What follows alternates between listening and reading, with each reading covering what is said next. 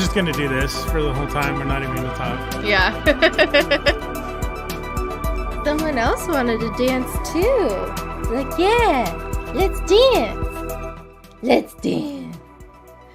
Welcome, everyone. Okay, hi. I know. It's so exciting. Hello. Do you just hear her mouth sounds? I do now, yeah. Okay. I know. I love you, but you can't always be the star of the show. It's okay if someone else gets attention. Why not? Sorry. I know. Anyways, welcome to Geek the F Out, everybody. I'm Kayla, and this is... Johnny. And we're talking about Lost Season 5. All of Season 5. Breaking down the episodes one by one. Coming to you live on your device. Yeah. I was like, I can't say a place because we're in two different places. Coast to coast. Oh, yeah, we're bi-coastal. We're bi-coastal bitches. We are. We are indeed. Anyways, thanks everyone for joining us, whether you're watching live or on the replay. Yeah, I think we just have Allison for now because I did not post this stream, but, you know, I mean, people need to smack know. that bell icon, so yeah, hopefully. But yes, hi Allison, greetings back to you. It says there's 3 people watching, so say okay. hi. I will say, even though this is a shorter season, so much shit happens that I feel like we just need to go. Yeah, I broke the 5-minute rule. That's all right. Yeah. All right, so let's get into it. Episode 1, Because You Left. This is Oceanic Six-centric, which is like pretty much the first part of this season. It's kind of like, it's not specifically... LOL. Thanks, Allison. So it's not like just one person-centric an episode anymore. Yeah. And the opening scene focuses on Marvin Candle, aka all the candle wax, not pseudonyms. Is that the right word? Pseudonym? Like different names that people have? Yeah. Alternative names. What's the word for that? Alternative pseudonym identities. But his real name is Pierre Chang. Yes. We have him waking up in the Dharma village when they discover the donkey wheel in the orchid, and he knows they can manipulate time with him. And we see Faraday is there, and we're like, what the fuck? So that was a cool opening. Loved that. We get flashes, flash forwards. I think they're all flash forwards this episode. It gets really confusing once the island starts. Yeah, it's very mixed up this season. Yeah. I couldn't imagine you watching this for the first time and how you were dealing with that, because it is a lot. I mean, you can definitely see a pattern after a while, but it's still tricky for sure. So yeah, basically, we continue where we left off with Jack, Ben, and Locke taking Locke's body. And apparently Locke had told Jack that everyone on the island will die if they don't go back, so that's why he wants to go back. Someone knows Kate isn't Aaron's mom, and lawyers come after her to get blood. But of course, Kate goes on the run again with Aaron, because take a drink every time Kate goes on the run. Winmore talks to Sun at the airport. She says they both want to kill Ben Linus. That's their mutual interest. Hurley has apparently killed someone at Santa Rosa, and it was a Saeed now, and then we find out that Saeed actually killed them. And we see men are in Saeed's hotel room, and he takes them out. Desmond dreams, what? Oh, and then, later on, when we get to this doesn't make sense in the order I'm doing it now, but Desmond dreams the memory that he has with Faraday and wakes up with Penny on a boat saying they need to go to Oxford. So that'll tie into what is happening on the island, which it is now moved, and not only moved, it's moved in time, and the islanders start to realize it's in a different time, mostly because of Faraday, and he tells them like whatever has happened. They can't change anything. Blah blah blah. There's Especially because there's time travel this season. We've talked about it before on other things that we've talked about time travel. And I know I've said specifically, it is really hard for me to wrap my brain around some time travel things. And I still tried to do it again this season. And it was just like, I try so hard. And every time at the end of the day, I just have to take it for what it is, try not to like completely put all the puzzle pieces together and just enjoy it for what it is. It wasn't like I was nitpicking it, but trying to follow it and like understand, especially because like a lot of the characters are even having these conversations with each other. Like, what if we do this? What if we do that? And then like, it changes, like even Faraday kind of changes his mind about like what can or can't happen and what can change the future, present, past, whatever. So it gets a little confusing. So with that in mind, Charlotte starts to have nosebleeds and she's like, oh, I haven't had these since I was little. Mysterious that you're having them again on this island. So this is when Faraday goes to see Desmond, who is his constant, and he tells Desmond that the rules don't apply to him and he can save them by going to Oxford to find his mom, Faraday's mom. And Locke is on his own and sees Yemi's plane crash, runs into Ethan, and Island jumps again, and he gets shot, and Richard finds him and takes out the bullet. And Richard tells Locke he needs to convince the Six to come back, and he's going to have to die to convince them. And that is the episode. What did you think of it, Johnny? Especially because you just recently watched this too.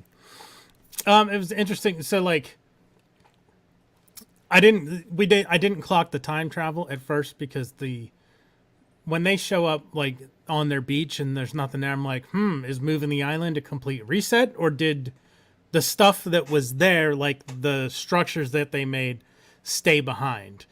But then the island goes back in time, but only people seem to move with it. Or we find out later. Or the stuff, the boat, and the stuff they have like on them. But then the boat eventually disappears too. It Like, was funny. I haven't been touched in a while. I'm leaving.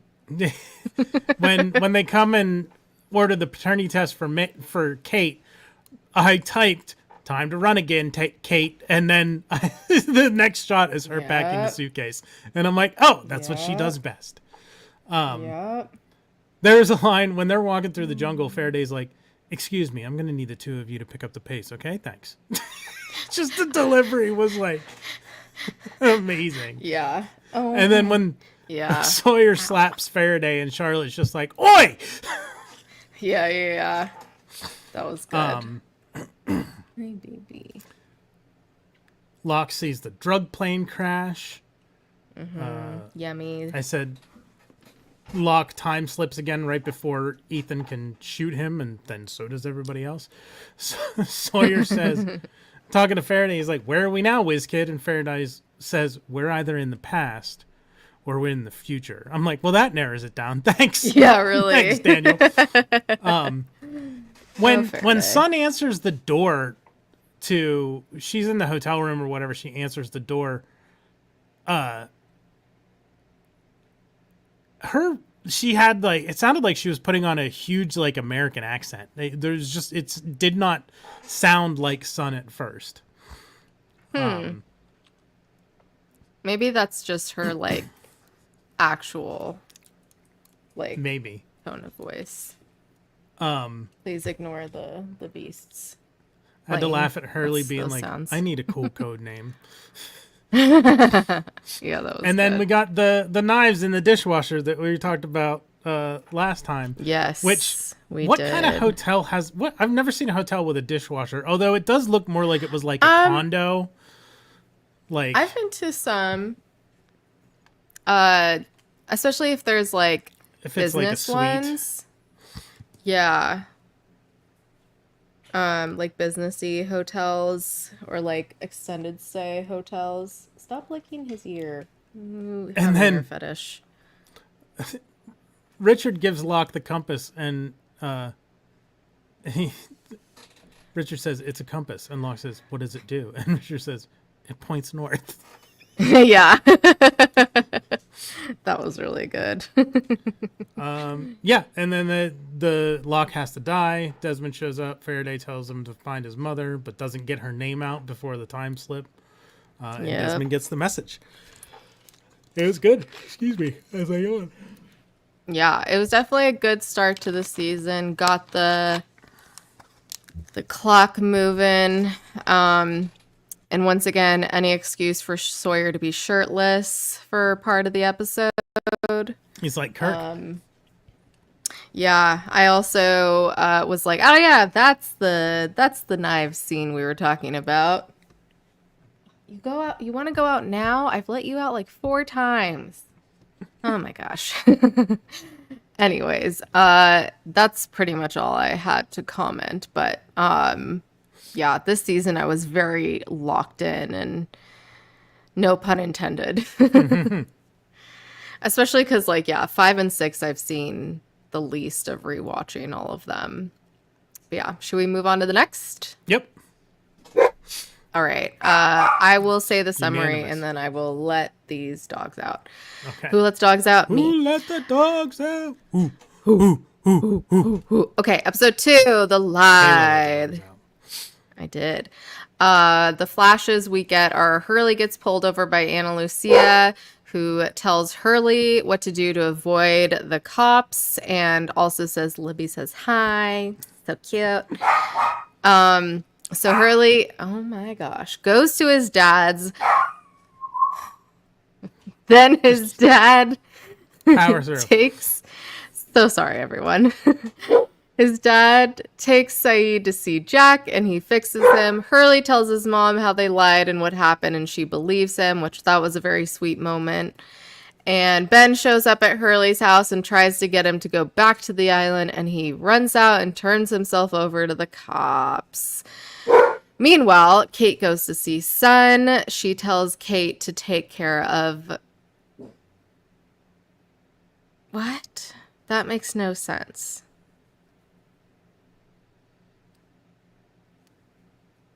It's to take care of the men. What did I mean? I don't remember. I don't remember either. have any- Shit. It must be like that she's gonna have to kill someone, but I can't remember who. Okay, 1 second.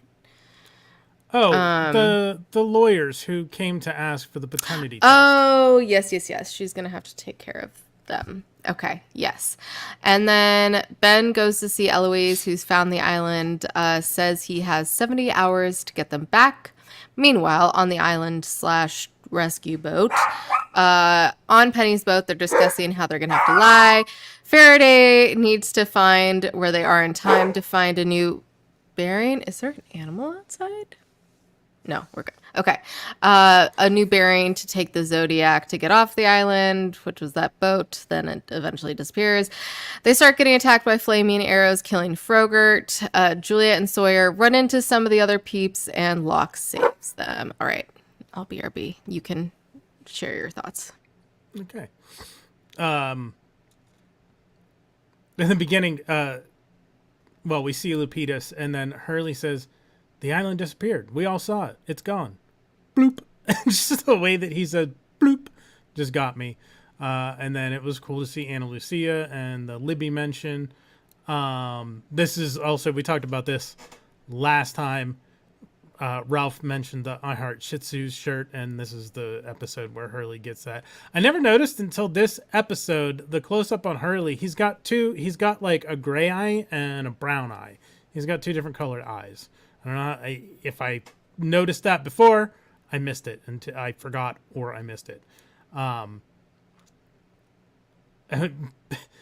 Jack's looking for his pills, and Ben says he flushed them down the toilet, and Jack's like, thanks, I was just going to do that myself. And Ben's like, yeah, I figured you were. It's just such a strange moment. And then Hurley's had to laugh at Hurley's dad watching expose on the TV. His dad says to Hurley, you killed 3 people? No, Saeed did. Oh, well, that's better. He's like, well, Saeed's here, so that doesn't really help things. Yeah, the I Heart Shih Tzu shirt, that was fun to see. Yeah, we meet Frogurt, aka Neil. Yeah, Neil briefly. I did love Hurley throwing what I am guessing is a chimichanga at Ben when he appears at his house. That's what I thought too, but it wasn't in the Hot Pocket thing. I know! I wrote that down too. I was like... See, I wrote that down at first and was like, who puts a Hot Pocket without putting it in the thing? And then I'm like, I think it's a chimichanga. That's why. Yeah, I wrote, there's no crisping sleeve on that Hot Pocket. What the fuck, Hurley? But it's definitely a Hot Pocket. I don't know. I don't know if it was definitely a Hot Pocket. I've eaten enough Hot Pockets. That was the shape and size of a I've eaten enough Hot Pockets too. That was a staple of my childhood diet. I'm talking about look up microwave. Microwave chimichanga. Ben gets number 342 totally at the butcher shop. It looks just like a Hot Pocket. Yeah, it absolutely does. It's a Hot Pocket without the crisping sleeve. I don't know. Maybe he likes it. Yeah, that but way. it's not a Hot Pocket though. You just said it's. I don't think he would have. Huh? I thought you just said it's. No, totally that's what I Pocket. said at first.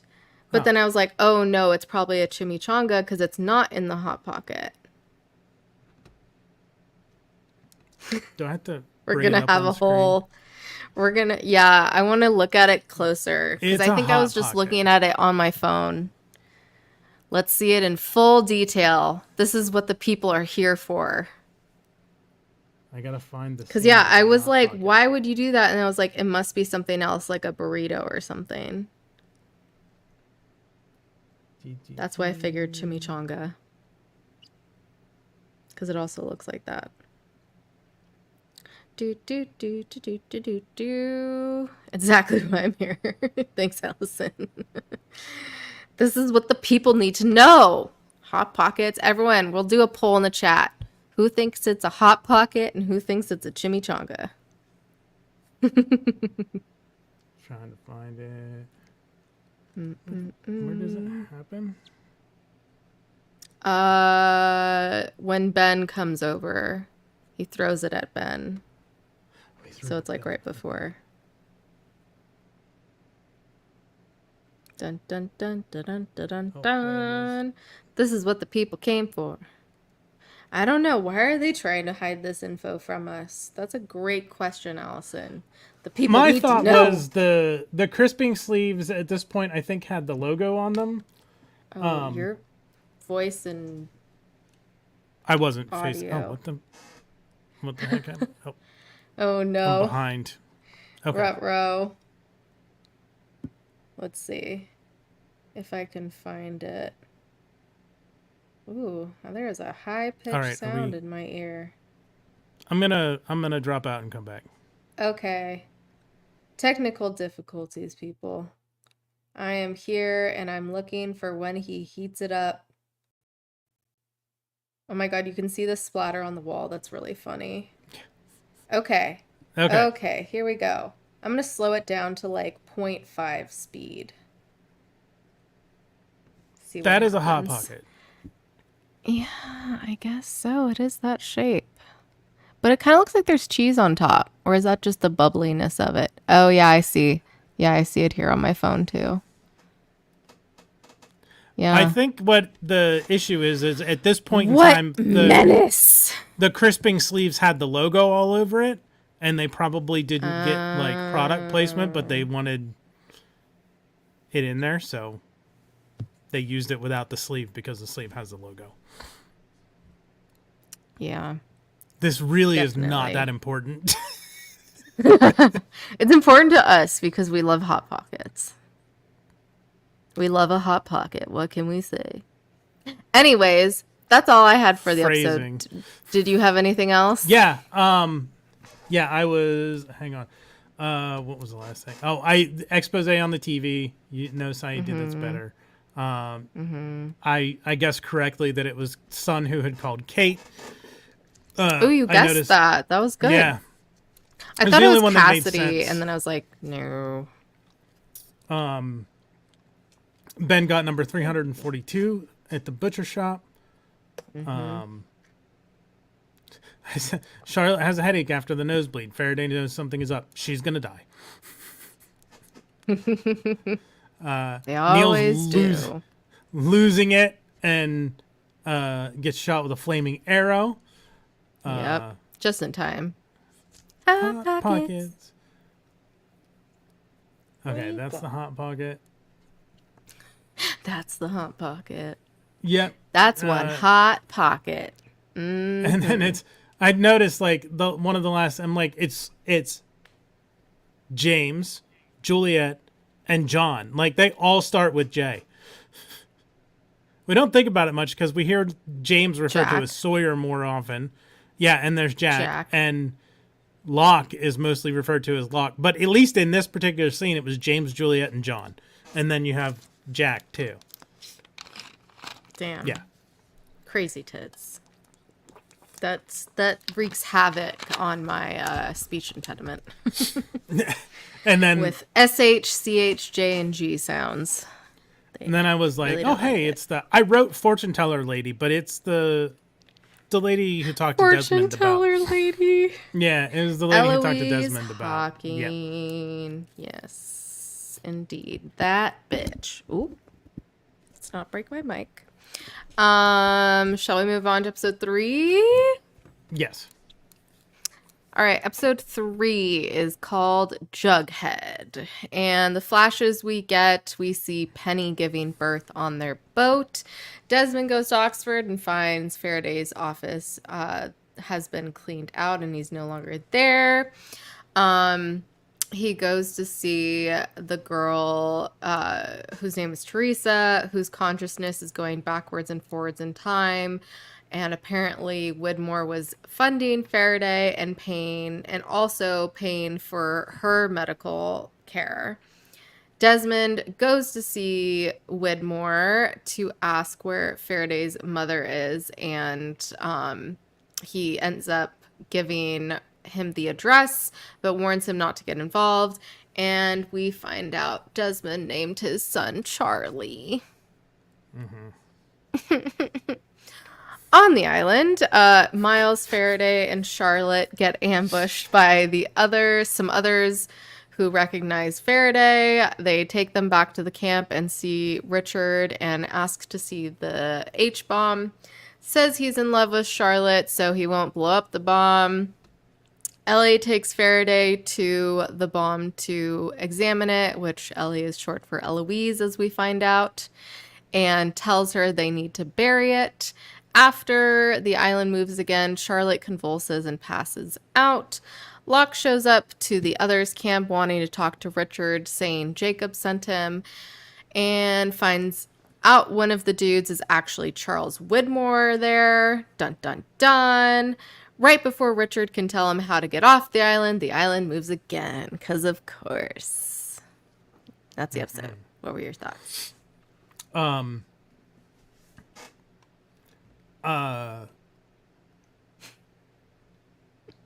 Lost my train of thought. I said Desmond in What the Fuck is Happening at the very beginning. I said, when is this? Now, apparently. He's on his way to Oxford. He promises Penny that he will never go back to the island, and I was like, well, he probably can't keep that promise. Yeah. Apparently the others speak Latin. There's no record of Faraday at Oxford, but Desmond finds his lab. They're covering things up. Juliet says Yeah. Others 101 is how she learned Latin. Yeah, that was funny. Hey. And I think it's Widmore in the camp in the past. He says, "You think he can track me? You think he knows this island better than I do?" And I just said, "LOL, he does." Because I think he was talking about Locke. Was it Locke? I don't know. Keep talking. I'll be right back. About Richard, Locke says to Juliet, "How old is he?" And Juliet just says, "Old." The bomb is Jughead. Desmond waltzes right up to Widmore, which did not seem smart, but turns out okay because Widmore gives him Faraday's mother's address. Like, that's the second time that Desmond walked into Widmore's office, demanded information, and Widmore gave it to him. Like, I don't think he dislikes Desmond as much as we are led to believe because he keeps helping him. I wrote, Locke tells Richard Jacob sent him, but doesn't show him the compass, but then he shows him later. They're in 1954. They all time slip before Locke can find out how to get off the island. And I'm guessing Charlotte's brain just cannot take the time slipping.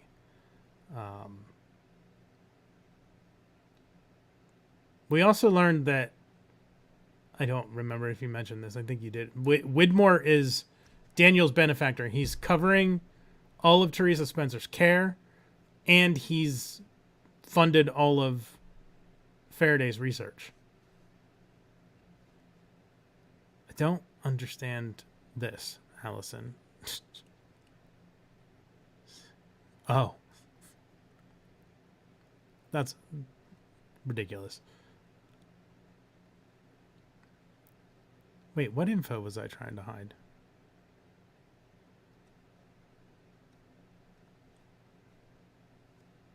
I'm going to play the song so there's not silence.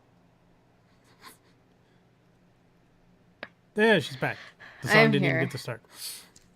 Hi. I think we're okay for now. All I right. know I've had too many traumatic events with dogs lately, and I can't deal with any more. No, you're fine. Yeah, keep wagging your tail. Good boy. All right. That was all for episode 3. Yeah, that was everything I had for episode 3. Cool. Episode 4, The Little Prince. The flashes we get are Kate goes out to run an errand while Son watches Aaron, and gets a gun secretly delivered to her. Son gets a gun secretly delivered to her. Kate meets with the lawyers and says she'll give the blood if she can meet with the client.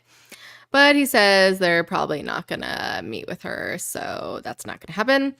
But Kate and Jack follow the lawyer and find him meeting with Claire's mom, which is, you know, kind of who we all suspect it is. But she doesn't seem to know anything anyways, so that's not right. A guy tries to trank Saeed again in the hospital and finds Kate's address in his pocket, so Jack goes to meet her and Kate tells him what's been going on.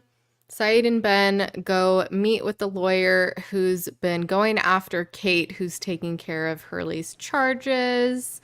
They meet up with Ben and Saeed at a dock, and Kate realizes that Ben is the one trying to take Aaron from her, and apparently Son has followed her and holds up a gun to Ben, and he tells her that Jin is alive.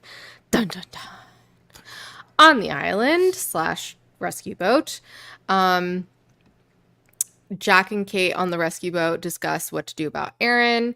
Charlotte wakes up and doesn't recognize Daniel at first. They see a beam of light, which we're guessing is when the hatch lit up, and that's what Locke is guessing too. And they come across Claire having her baby with Kate. They didn't have the baby together. Kate helped Claire deliver the baby, to clarify. We get back to the beach. No, I don't want to update my soft. Why does it always ask me when I'm in the middle of doing streams if I want to update my software? We get we get back to the beach to find everyone is gone. Also, you're muted, Johnny. I don't know if you know that or not. I forgot. But there are canoes there, canoe things, I don't know what to call them. And they take them out but start getting shot at by people in another canoe who never even fucking know who those people are. And the island blips again and they go ashore. Juliet's nose starts bleeding and they come across Rousseau's party that crashed on the beach, or just like their stuff that's there on the beach. And meanwhile, the Frenchies find Jin floating in the water, bring him to land, and we meet young Rousseau, young pregnant Rousseau. Mm-hmm. Yeah. So, were you glad to see Jin alive? Yes. I figured he wasn't dead, but Yeah. it's well, we'll get into that. Jack asks Kate if she's with him about lying to everyone, and I wrote, "Of course she's with you, Jack. Lying is what Kate does best." Yeah. Love her, but that's true. And I had some weird vibes when Sun was alone in the hotel room with Aaron. I'm like, why do I not trust Sun right now? Is she gonna give up Aaron? Like, what's the deal? Like, something felt off. Oh no. I didn't Yeah. get that at all. Maybe because I knew it wasn't, but I don't know. I just didn't get those vibes at all. You're on your own there. Juliet says, so there's one point Juliet's just like, James, go away. He's good at telling him what to do. Yeah, and then the light column in the night, I'm like, yeah, that was a hatch, because Sawyer runs across Kate helping Claire give birth. And then Sawyer says, I saw Kate in the jungle delivering Claire's baby. And Juliet says, that was 2 months ago. I'm like, what's the fucking timeline here? Like, it's only been 2 months since she had Aaron. It feels like it should have been like... Well, because it was 100. They were on the island about 100 days, they said. a little over 100 days. Well, it was like ended up being 108 when they got off or whatever. So that's like, what, 3.5 months? Yeah, this was an Not even. eventful 3 months for all of these people. Jesus Christ. I mean, we've talked about the time before. It seems to happen fast, and then they start to slow things down in season 3 and 4. Anyways, continue. Yeah, I'm 100% convinced at this point that Claire's mom is the one after Aaron, which makes sense. Jack says, I can fix this, Kate. I can fix it. I'm like, that's his motto. He's fucking fix it, Felix. Fix it, Felix. And then Claire's mom goes, who's Aaron? I'm not following you. I said, well, I guess it's not her then. And he's also Ben's lawyer. And I said, I bet Ben ordered the paternity suit to make Kate want to leave. And then well, now Kate Juliet figures it out at the end, yeah. Yeah, Juliet has a nosebleed, and as soon as I saw the French, I'm like, is that Russo? And then they found Jin. Smart. So probably, I said probably not Russo, or she'd have remembered him. But then I'm trying to think if the two of them ever interacted in previous seasons. Well, also, like, she wouldn't have because this was in the past. Sorry, you mean in the future. Yeah. If she would recognize him. I don't know, but also, like, she knows crazy shit happens on the island, so, like, seeing someone again who looks the same, especially because she's probably seen Richard Alpert a lot, who never ages, so she's probably just like, another day on the island. Hi, Thanos. Hi, Thanos. Thanks for popping by. Go watch it now before the documentary comes out. September 22nd, 20-year anniversary of Lost. Yeah, Crazy you've tits. got 2 weeks to watch like 100+ episodes. Hey, I've been able to watch whole seasons in a few days, so just saying. Yeah, Kate figures out about the paternity suit. Ben admits it. Sun gets out of the car with a gun. I'm like, is she going to kill Ben or is she going to kill Jack? I don't know. And then I said, nope, she's pregnant. That's got to be Russo. And then Jin just got mind fucked because I don't think he has any idea that they're time slipping. He kind of did.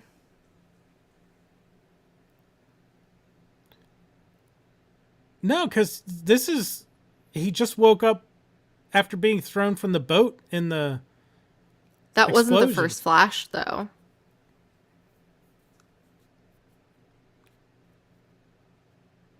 There were But- several flashes before we got to Russo's. Yeah, but Jin was not conscious for any of those, was he? Yeah, that's a good point. He was floating in the ocean.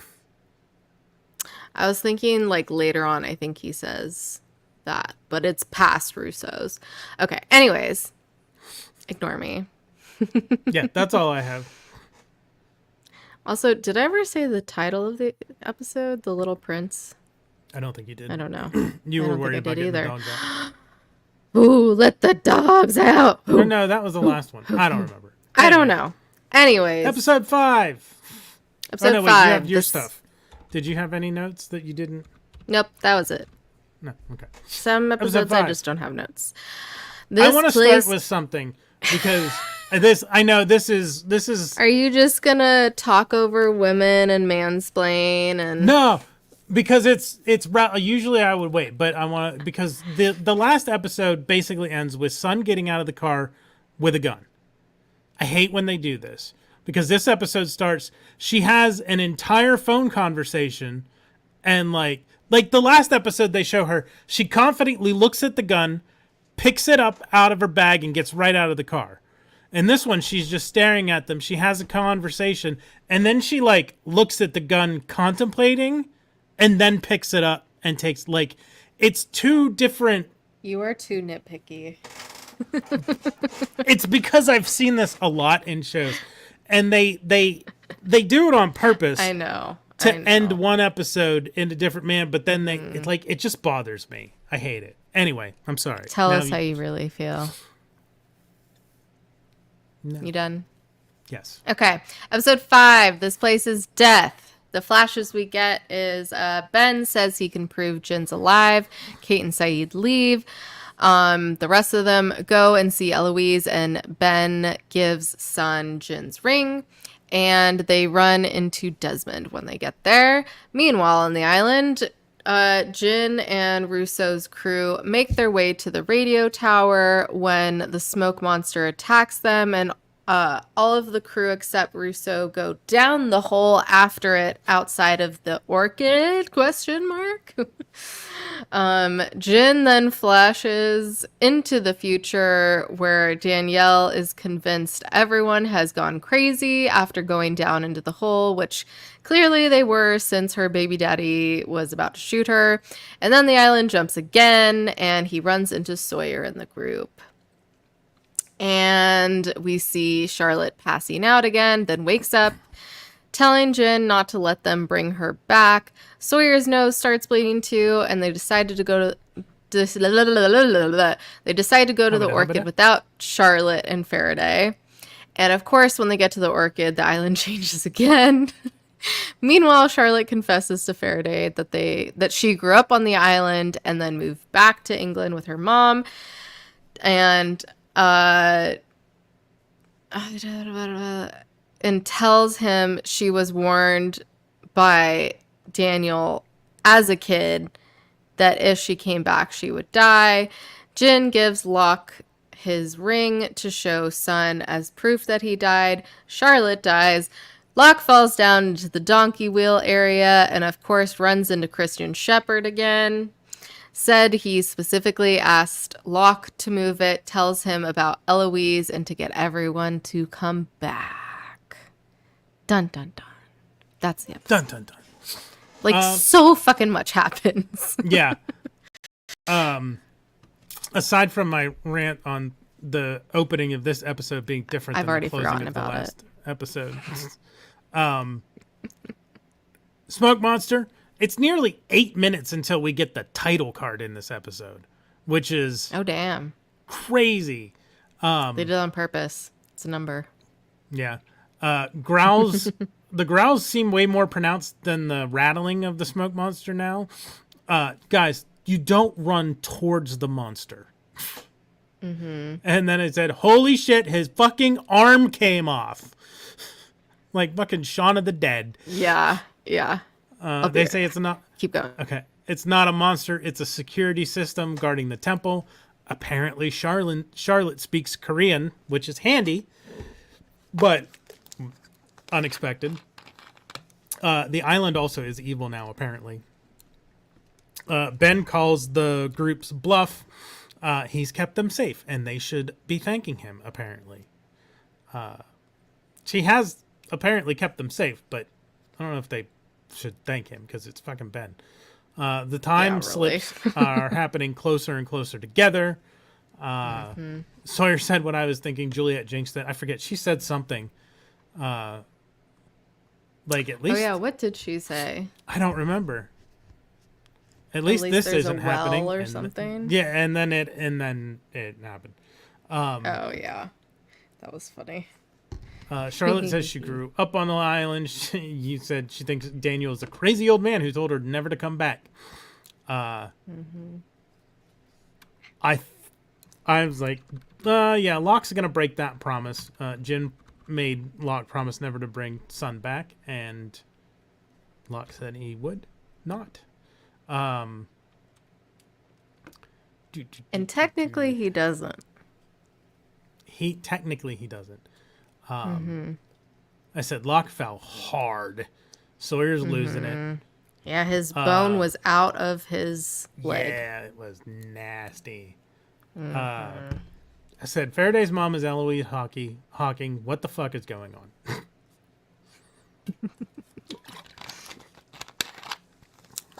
You missed one of the most important parts, unless I totally just wasn't listening while I was gone for 2 seconds. What's that? Charlotte says she can speak Klingon. Did she say? I completely. When did she say that? Johnny.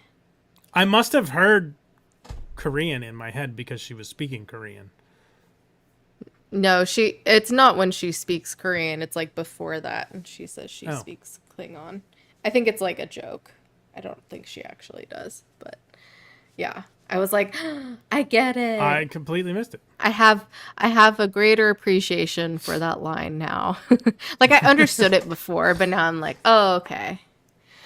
Yeah. Yeah. That's the only note I have. Okay. Episode 6. Episode 6 is called 316. The flashes. We have Eloise showing them the lamppost, how the Dharma Initiative found the island, and tells them which flight to take to get back. Eloise gives Jack Locke's suicide note and says Locke will be a Christian substitute because they want to mimic the conditions as much as they can as when they first went on the island. And so Jack needs to get something of his father's to put on Locke. Jack goes to visit his grandpa Ray at his home, and that's where he finds his dad's shoes that he later puts on Locke. Jack goes back home and finds Kate there without Aaron. She tells him never to ask her about where Aaron is or why she left him again, and kisses him because duh. Ben calls Jack the next morning, all bloody, asking Jack to pick up Locke from a butcher shop, and that's where he puts the shoes on him. Jack goes to the airport and sees Sun there, and then Hurley, who apparently bought any of the seats left to save as many people as he could. Good job, Hurley. And Saeed detained on the plane. They realize Lapidus is flying the plane. Pure coincidence, right? And Jack reads Locke's suicide note finally. On the island, Jack wakes up in the jungle and immediately saves Hurley from Johnny's favorite waterfall and finds Kate there too. Jin pulls up to them in a Dharma van and suit. And that's the episode. Mostly right before they come back to the island stuff. Mm-hmm. Barely any island stuff besides that. Yeah, I had. Is this Jack What were actually your back on the thoughts? island, or a dream or hallucination? And then I was like, "Is that Hurley yelling?" Yep, that's Hurley yelling. Kate had a rough landing. Jack was Yeah. asking what I was thinking. What is this place like in the with the pendulum on the ceiling? I said, "Who the fuck is Ray?" Yeah. And then that rabbit, that And then bunny. he says granddad. Yeah, he calls him Ray through the whole thing, and then he finally refers to him as Granddad. That bunny that the magician Granddad had, is interesting. its eyes were fucking massive for its head. It felt wrong. It was so weird. It was a weird looking rabbit. You would notice that. You would. Yes. Kate needs a therapist. They all need a therapist. Yes. Kate, why hold on to something that makes you sad? That's her MO. Run. Ben is so fucked up. Yeah. Hurley obviously still has Hurley. access to the money. He bought out the rest of the plane, like 78 seats on the plane. I think it was his payoff from Oceanic. Oh, maybe. But assumingly he bought those so more people don't die or wreck or get stranded on the island. That's what I said before. Yeah. Yeah. Jack says the other people. I just kind of go down and not think. It's fine. Jack Just says give the me other shit. people on this plane. What's gonna happen to them? And Ben's like, who cares? And I'm like, I know. Fucking Ben. He's such a piece of shit. I had the chuckle at Lupitas. Piece We're not of going to Guam, are we? Yeah. That's such a Jack- good line. Ben's sitting there reading a book. Jack says, how can you read? And Ben's just like, my mother taught me. Oh my god. He's got some good quips this He does. season. Where's Quip when we need him? Yeah. And then I had the same note about the suicide note. It just says, I wish you had believed me. And fucking Jin and Dharma gear? What the fuck? And that's it. That's all I have for 6. Nice. Very nice. All right, moving on to 7. The life and death of Jeremy Bentham. First of all, there really should be a trigger warning for this episode. Yeah.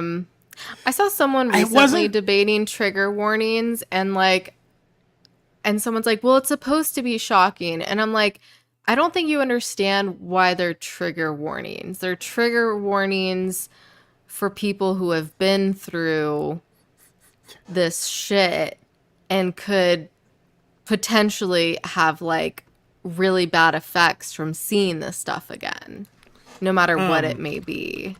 I don't think. Let me see. What year was this? Season 5 was 2009. I mean, it wouldn't. They haven't done trigger warnings until yeah. recently. They weren't really a thing at the time, but yeah, it. I think probably if would be this was one that on would- today, it would be. Yeah. Yeah. Or even, I don't know, like even like 2015. It's hard to say too because sometimes it can be like they'll put a trigger warning that says images or conversation about suicide, and in one case it can be someone saying I want to kill myself, and that's it. And the other, you see someone actually kill themselves. Like it's so broad of a thing that it sometimes. But I think it this can't one be helpful. definitely. Yeah. Well. Yeah. But, well, yes, probably because he like goes through all the steps. Yeah. Like he And we had see him he had a hanging there plan. later. Yeah. I Even mean, though it's Ben that did that's that. a murder. Yeah, he didn't. Yeah. Yeah. Yeah, but still, like, I couldn't imagine, like, if you've gone through that yourself and then seeing that, like, that's gotta be triggering for sure. Yeah. Anyways, the the flashes we have are after John turns the donkey wheel, he wakes him in Tunisia again with a broken leg, and there's a camera watching the spot, ? And he's taken by dudes to a hospital where Lance Reddick is watching him, and they reset his leg. Widmore shows up at his bedside, tells him how he was the leader and that he was exiled by Ben, says there's a war coming, so he needs Locke to go back to the island, has Lance Reddick be his personal bodyguard / chauffeur after that. So Locke goes to see Saeed, then Walt, then Hurley, then Kate, then goes to Helen's grave. But Lance is then shot and Locke drives away, then gets into an accident where he's brought to the hospital. And Jack's there, of course, and tells Jack that his dad said hello, which he obviously deduced from, obvious facts of whose daddy it was. And Locke is about to kill himself when Ben shows up. And we find out Lance was killed by him, tries to convince John that Widmore is the bad guy and says it actually worked on Jack. Just when we think Ben is being nice, he strangles Locke right after he tells him about Eloise. Because Ben's a piece of shit. And he stages it to look like suicide. On the island, Caesar and Alana and others, which that one guy's name is Bram or something like that, from Crash, are greeted by Locke, who's in a black robe. And he says he remembers dying. And Caesar shows Locke the Dharma station the wounded have been in, and we see Ben is there. Dun, dun, dun. Yeah. Indeed. That's the episode. What were your thoughts? Who the fuck? I'm like, oh, Caesar. Who's Caesar? I'm like, who's the chick? Her name's Alana. Is the man Locke? Yup. I was going to say, so why didn't Christian come back to... If Locke came back to life by crashing on the island, why didn't Christian? But I guess he's not a hallucination. But we'll get there. But yeah. Yeah. Locke is, he's in Tunisia with the fucked up leg. His broken leg treatment in the hospital gave me Metal Gear Solid vibes, because in the opening of Metal Gear Solid, you have a POV, you're in a hospital in the Middle East with like doctors and nurses looking over. It was very similar. Interesting.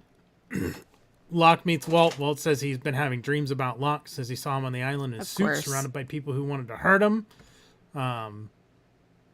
It was nice that Locke just checked in on him. I did like that, we got that. That was nice. It was sad that Helen died. Yeah. We talked about all that. The only thing I have to add, I did write, Locke tells Ben Jin is alive, and Ben starts scheming automatically. You can see it on his face. And I wrote, is Ben going to end up killing Locke anyway? Then why stop him? I said, yep. What the fuck? Oh, he just wanted to get info from him before he died? And then you can see, with a shot with Locke hanging from the ceiling, you can see the wire for the harness that Terry O'Quinn was wearing, like, going up into the drop ceiling. In addition to, like, the extension cord is there, but you could see the wire that was holding him up. And then, we found out Ben did not disappear with the Oceanic Six. Although Sun is part of the Oceanic Six, and she didn't disappear either. But he's wounded in the new camp. Mm-hmm. That's all I had.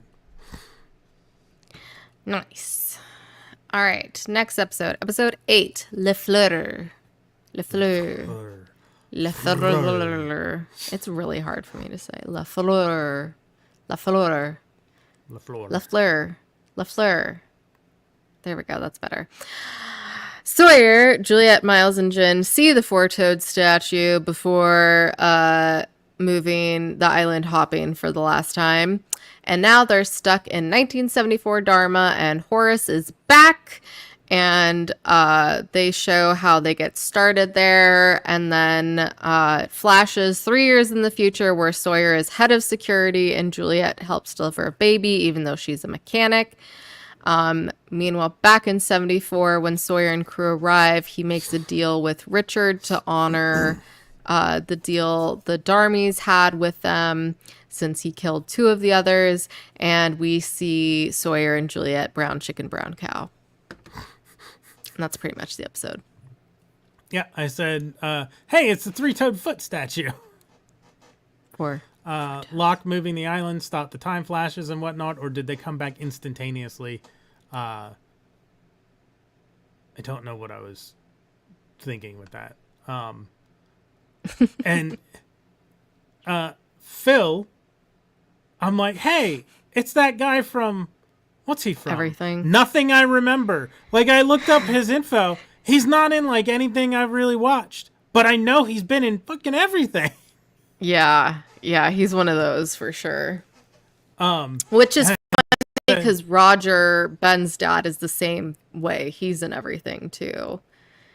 Yeah, I said, what in the actual fuck, LaFleur? Sawyer? Were they stuck in the past so long they took on new Dharma identities? And they're sitting there, I'm like, the team's Not just gonna wrong. let this execution happen, and they kill that dude. Dan says, whatever happened, happened. If they interfere, it's because they've already interfered. I did notice, shit, what's her name? I don't remember her name. And the others? Yeah. Amy, I think it was. Yeah, Amy. Oh, Amy. Amy. Horace's wife. Yeah, I saw her Or earplugs. eventual wife.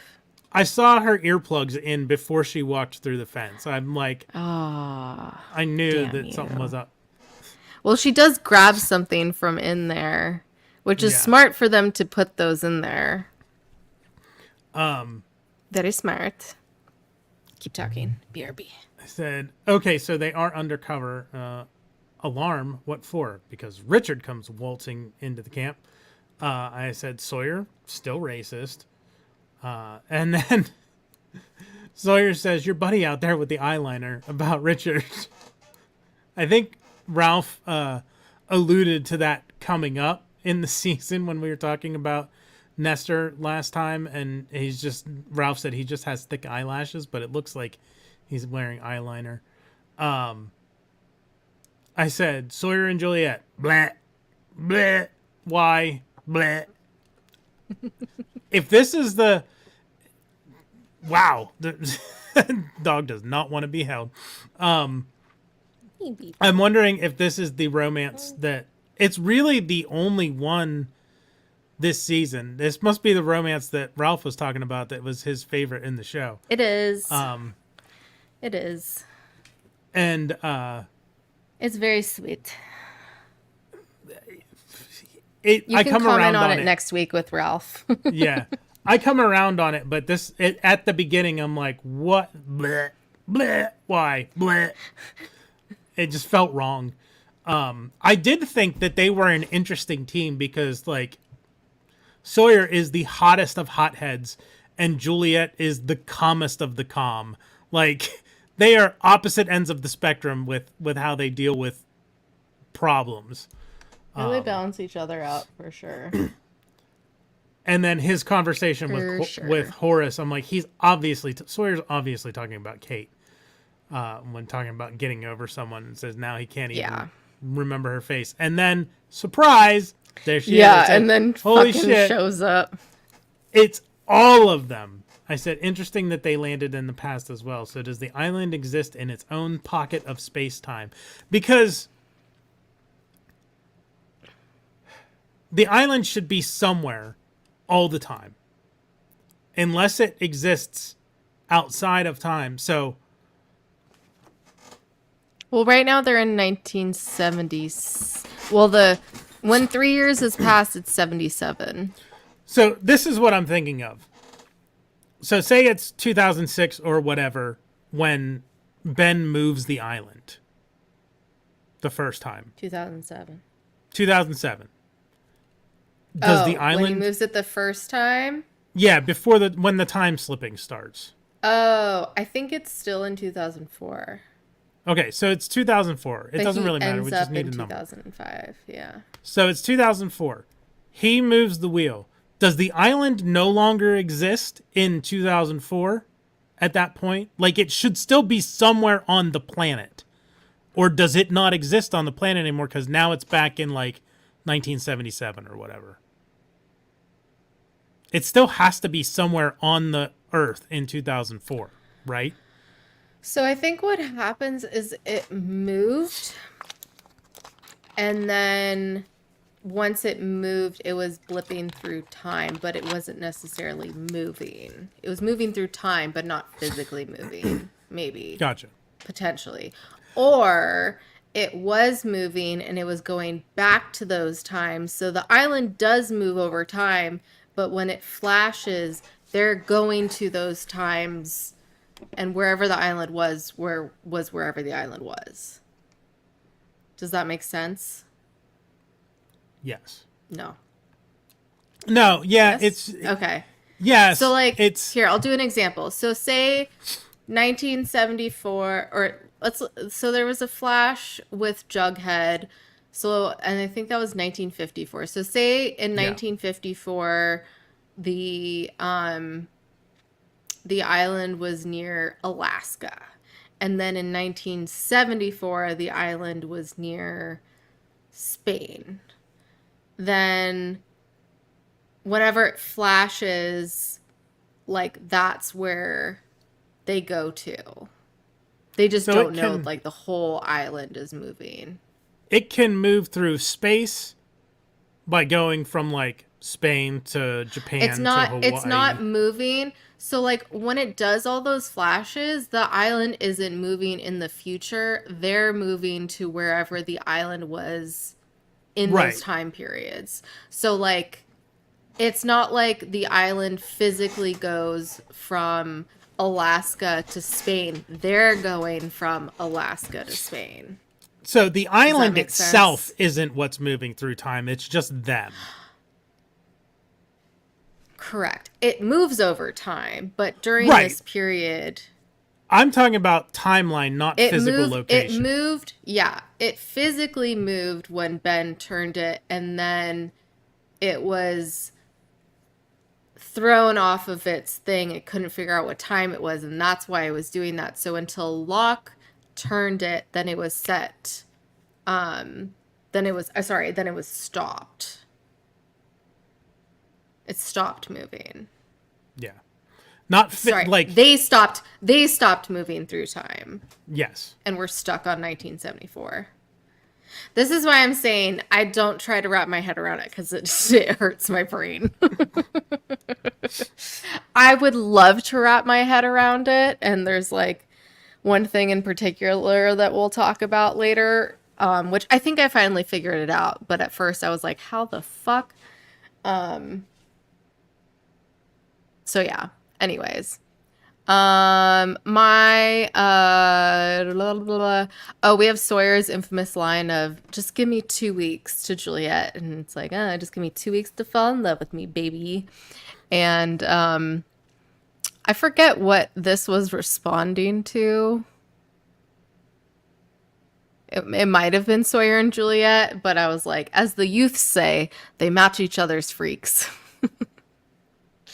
Is somebody gonna match my freak? I think it has to be, because they're Probably. really the only romance In this episode. in this season. In this I mean, almost. just this episode. Yeah. And this season. Yeah. That's true.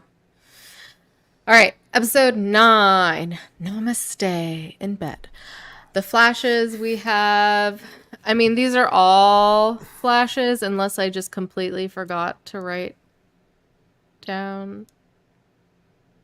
Well, I don't know. I think I put them in the wrong spot. Anyways, a Jira flight from Lapidus's point of view, and they land the plane on the island, which is not the island. It's the baby island, where the cages are that Kate and Sawyer were in.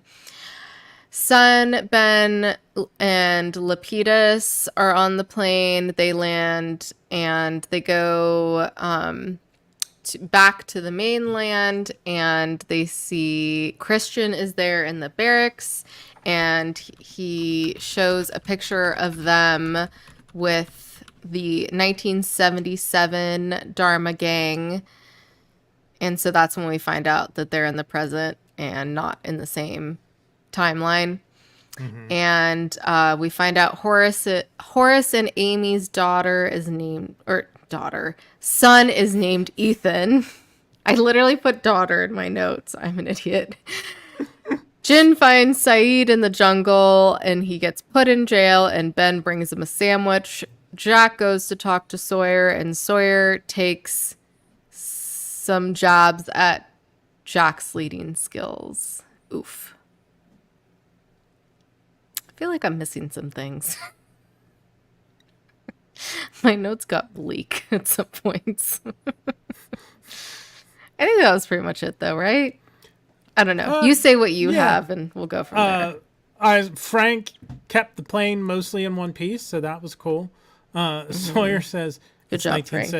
It's 1977. Hurley says, what? So Lapidus, Ben, and Son, like you said, they're in the present. The rest are in the past. Said, baby Ethan, he's so cute and not at all murderous. Fucker. I said, it's nice. It's nice to see them all working together without any dick measuring contests or anything going on. ... Except for at the end when well, Jack and Sawyer talk.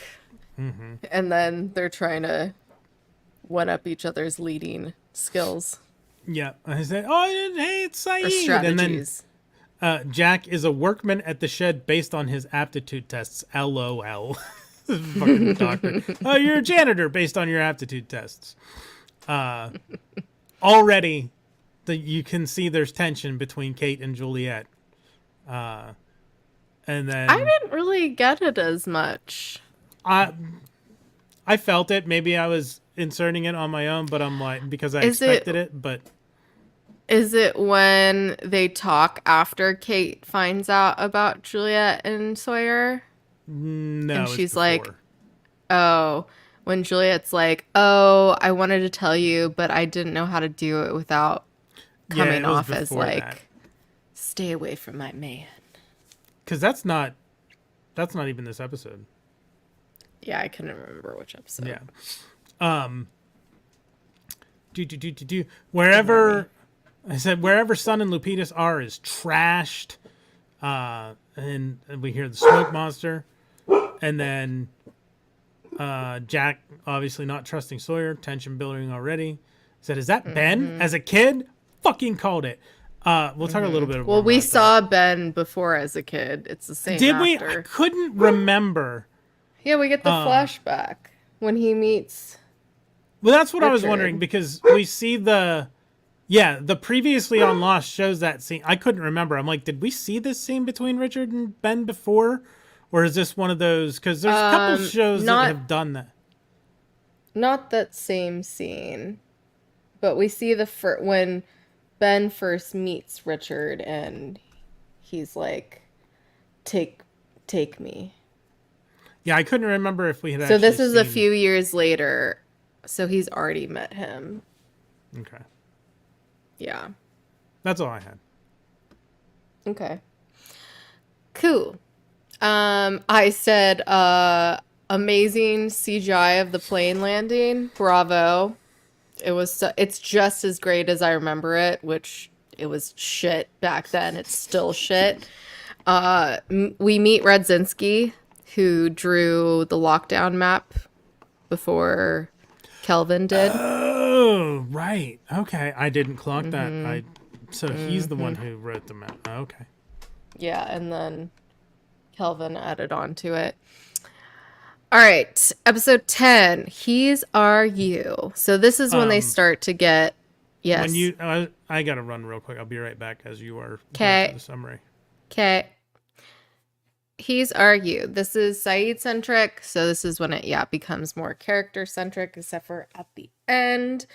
We have a flashback of Saeed killing a chicken for his brother. This is the first actual flashback we've gotten in a while.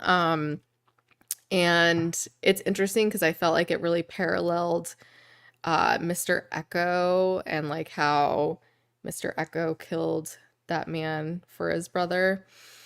And then we have Saeed finishing his work for Ben, and then Ben telling Saeed about Locke / killing the guy outside of Hurley's facility. Saeed gets lured by Alana, who's a bounty hunter for the man he shot on the golf course, and is taking him to Guam. And that's how he got on the plane, which, as we find out, that's not really exactly how that worked out. And then on the island, Sawyer tries to figure out what to do about Saeed. Oldham, I just call him Old Ham, tortures him with truth serum. And Saeed ends up telling the truth that he's from the future, but of course everyone just thinks he's crazy.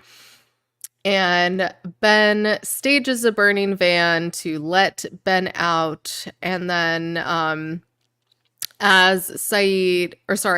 to let Ben out. Ben stages a burning van to let Saeed out, and then he runs into Jin, and Saeed ends up shooting Ben, which, of course, everyone was like, what the fuck? You can't kill Ben. It's in the past. But, Saeed is Saeed and still is trying. And we quickly find out next episode that, of course, he lives. So that kind of took away from that. But, they had to, at least one of them with all this time travel stuff, I felt like had to play out the what if scenario of like, how everyone likes to say like, oh, what if you just killed baby Hitler? So it's like the same thing of killing baby Ben, who is not quite Hitler, but he's still pretty bad. Anyways, what were your thoughts on the episode, Johnny, as your first time watching it? I started off with, is young Saeed the one that killed the chicken? Yep. Yep.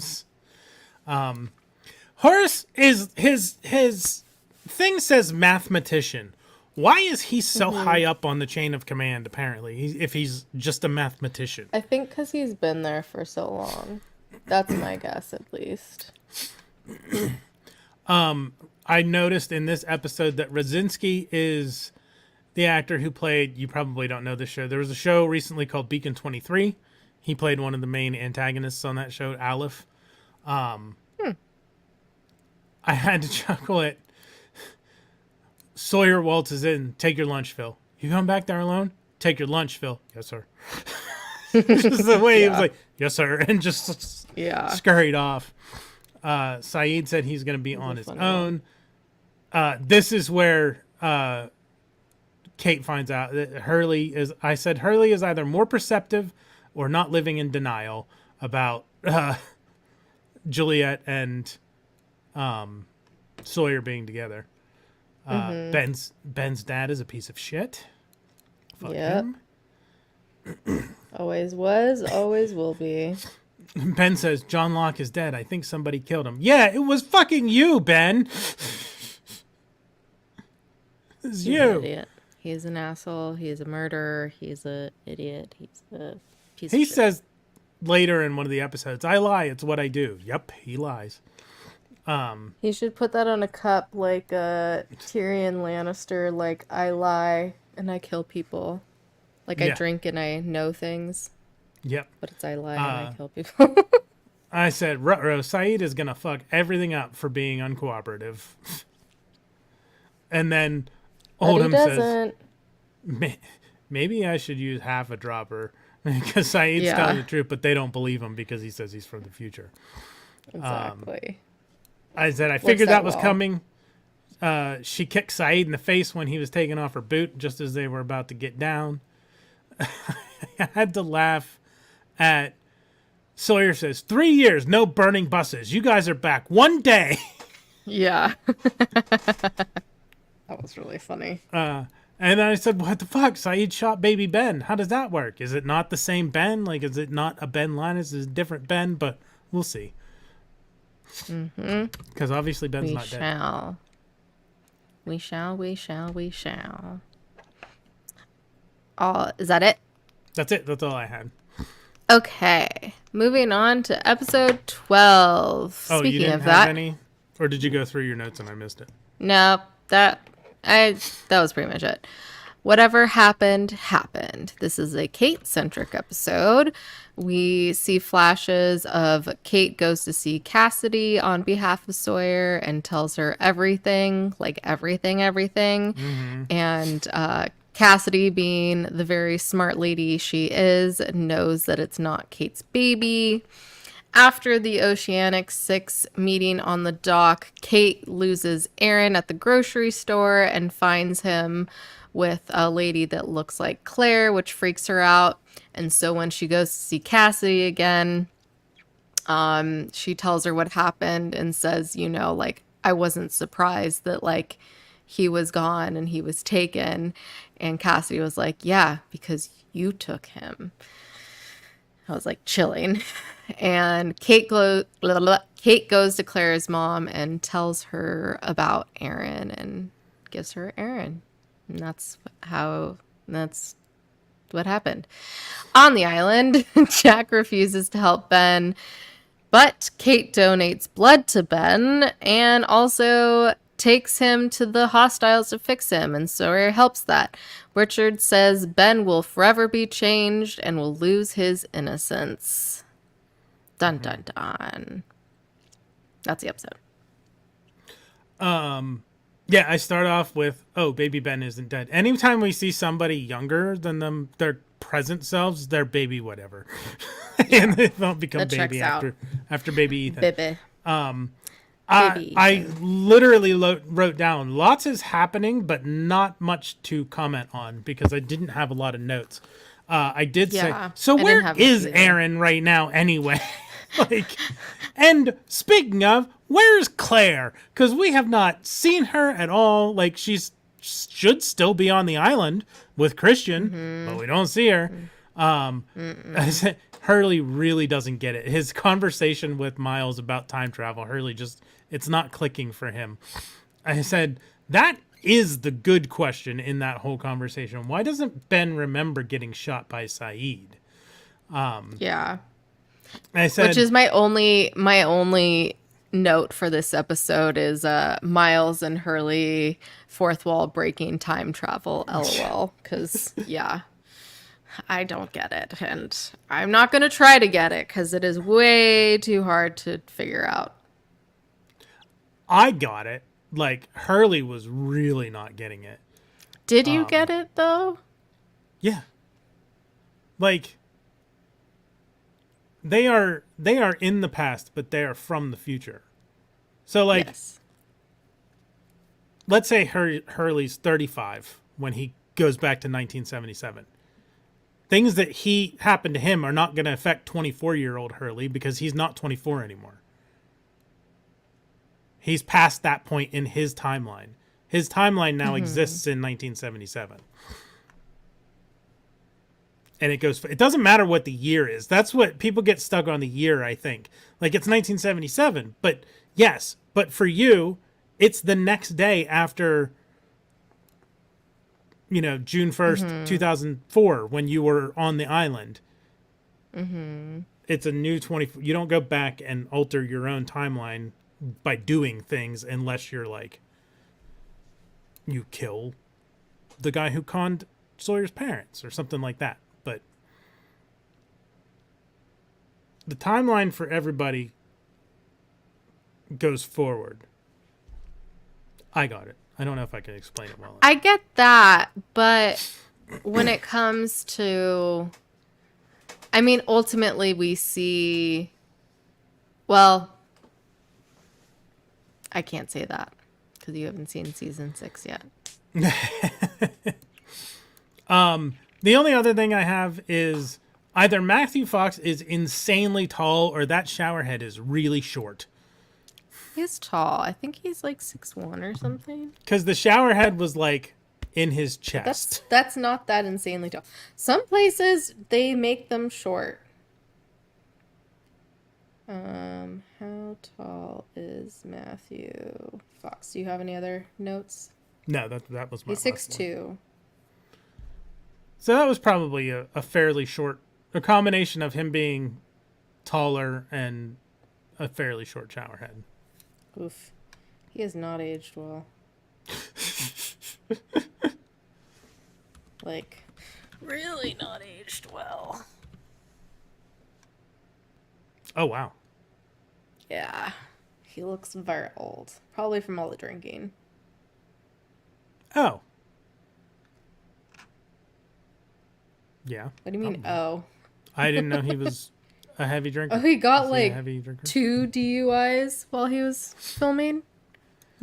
Something like that. Everyone got DUIs from the cast. Has But he was been- definitely the worst. Oh, he's been in 2 shows recently. Last Light from 2022 and something called Caught from 2023. But he took a break from Yeah, he did. 2015. He was in 2 movies and that was his last credit until 2022. Yeah. Anywho. On to the next. Yep. Episode 12, Dead is Dead. This is a Ben-centric episode and goes along with our discussion perfectly. Oh.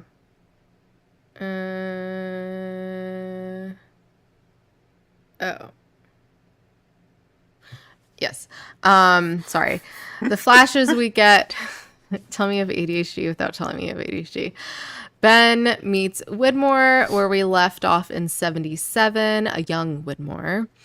Ben and teenage Ethan take Alex from Rousseau, which I'm like, this is just so fucked up. Like, even though they were supposed to go there to kill her, like, A, the fact that that's the objective, B, the fact that he's bringing this, like, teenager with him to, like, show him how to do this. C, the fact that he takes the baby from her. It's like, it's all bad. It's just all bad. But yeah, so Widmore gets mad at him for not killing Rousseau and tells him to kill the baby. And Ben's like, no. Alex is a kid, and Ben sees Widmore off the island because he broke the rules by going on and off, having a kid off the island, etc. Which I'm like, who makes these rules? Jacob? Apparently. What's going on here? Ben tries to kill Penny, but hesitates when he sees their son Charlie and gets beat up by Desmond and thrown in the water. So that's why he's so beat up when he gets on the plane, which take a drink every time Ben gets the shit beat out of him. There's a lot more that happens in the present island, where Ben tells Locke he was going back to the main island to be judged by the monster. Ben is already planting distrust of Locke in other people's heads. Ben shoots Caesar to take the canoes to the main island. Locke thinks he wants to be judged for killing his daughter. They find Sun and Lapidus staying in Ben's house, and they show Ben the 1977 Dharma pic. Locke tells Sun he can find Jin. Ben summons the monster by draining a pool of water, which, don't forget that. Ben tells Sun that the fact Locke is alive scares him since dead is dead. And it should scare him, as we find out later. Ben, Locke, and Sun go to the temple or the orchid, whatever the fuck, and go down. I don't really understand where all these places are at this point, and I never will. And they go down the monster's hole. Alana clearly wants to be on the island, and I know, I say that on purpose, and knocks out Lapidus. Locke falls into an old Egyptian looking room Ben falls into an old Egyptian looking room. I mixed them up way too much. And the smoke monster comes out showing flashes of Alex's life and death. And then Alex shows up and Ben apologizes to her And she threatens him that if he kills Locke, then he will also be killed, and to follow whatever Locke says. Quip, we were talking about you earlier because who were we saying was quippy? Ben. Ben. Ben can be quippy sometimes. As much as we hate him, he does have a good quip once in a while. Him and Miles, they would be pretty. And Juliet. Juliet has some good ones too. They're all pretty good. Anyways, your thoughts on this episode watching it for the first time? At this point, I'm like, so is Jacob an actual person or just a manifestation of the island itself? I don't know. Ben is already stirring shit with the new passengers. I said, bye-bye, Literally Caesar, what I put in my notes. That's he so gets funny. shot. Said, why is Charles being escorted away? Because he broke the rules. Ben says, what's about to come out of that jungle is something I can't control, and out walks Locke. Ha ha. Not wrong. Exactly. That was on purpose. Yeah. I said, for a minute, I thought he was actually going to kill Penny. Like, I thought she was done for. Yeah. And I said, nope, he changes his mind as soon as he sees Charlie, and then Desmond beats the shit out of him. We love to see it. Smoke monster judging Ben was interesting. I said, so was Alex a manifestation of the smoke monster? Was Christian? Whoever else? And where the fuck is Claire? Every episode just ends with your note of where the fuck is Claire? Basically. Yeah. I won't say anything about that. My only note for the episode is Widmore with hair is so funny. He had a head of it too, didn't he? Claire is taking a vacay. Yeah, we had a whole conversation about Hot Pockets. We were trying to decide if Hurley was being crazy and eating a Hot Pocket without the, what is it called again? Crisping sleeve.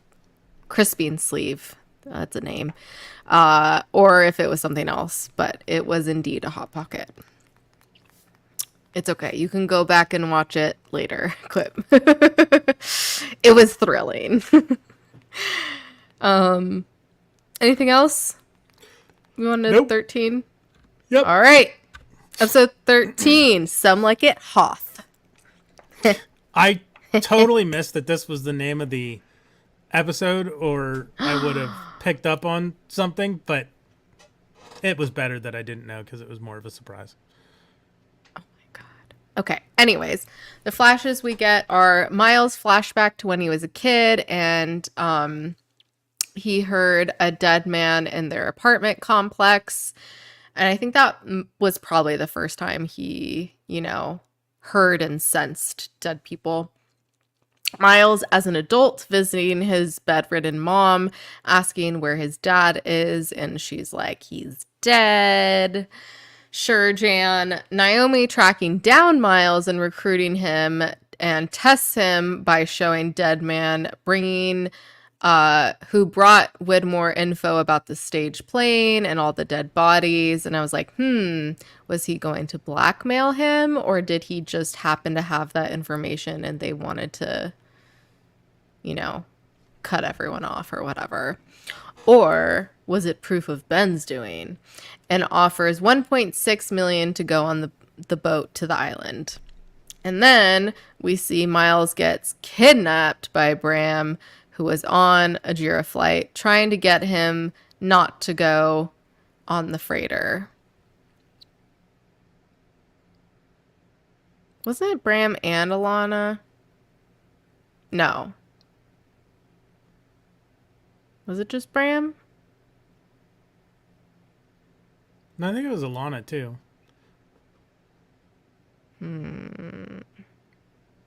Okay.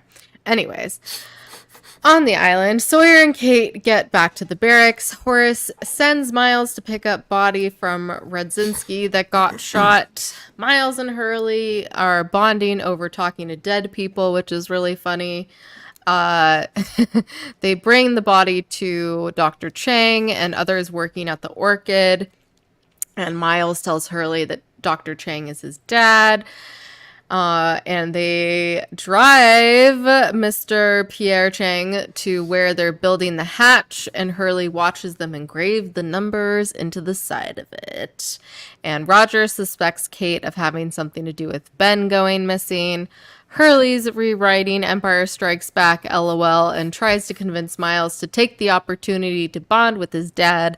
Faraday shows up on the sub, and Miles and Chang pick him up. Phil shows up at Sawyer's, accusing him and Kate of taking Ben to the jungle, so Sawyer knocks him out and ties him up. Because that's how you solve your issues. Mm-hmm. What did you think of the episode, Johnny? I noticed we opened with the microwave was 316 on it, which was the flight, and Austin 316, of course. We see baby Miles. Is nobody else picking up the radio broadcast between Sawyer and Miles talking about, like, the shit going down? Like, It must be on a private frequency. maybe. And then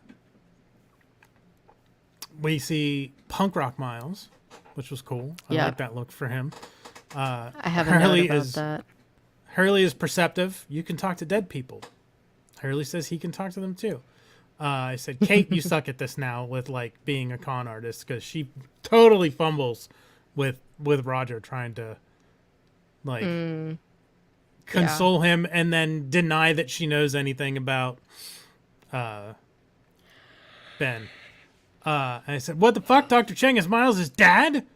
Roger now is coming up with conspiracy theories. Hurley's conversation in the van with Chang and, I guess, Chang with Miles and what's No, Martin? Miles' last name is Brom. Oh, is that okay? Something like that. But yeah, him Hurley, like, leading the conversation. Oh, weird. Your name's Miles. And your son's name is Miles. Yeah, that was funny. I said, what lies in the shadow of the statue seems to be important, because Alana asks Lupitas that, and then when he doesn't know how to answer, they knock him the fuck out. And Faraday arrives on the sub. That's all I have. Yep. He was out on a research mission. I thought it was ironic with talking about Star Wars that Miles actually ended up being in Star Wars. And Miles also, in his punk rock days, looks very much like his Kid Omega character in X-Men. I don't know. He was the one with all the spikes on his head. Oh, huh. Yeah. Which X-Men? So his hair was also spiky. I think it was The Last Stand. Okay. Yeah. I can see it And then in we- my head now that you mention it. Yeah. And then we have Hank from Breaking Bad making a little cameo. Have you seen Breaking Bad? No.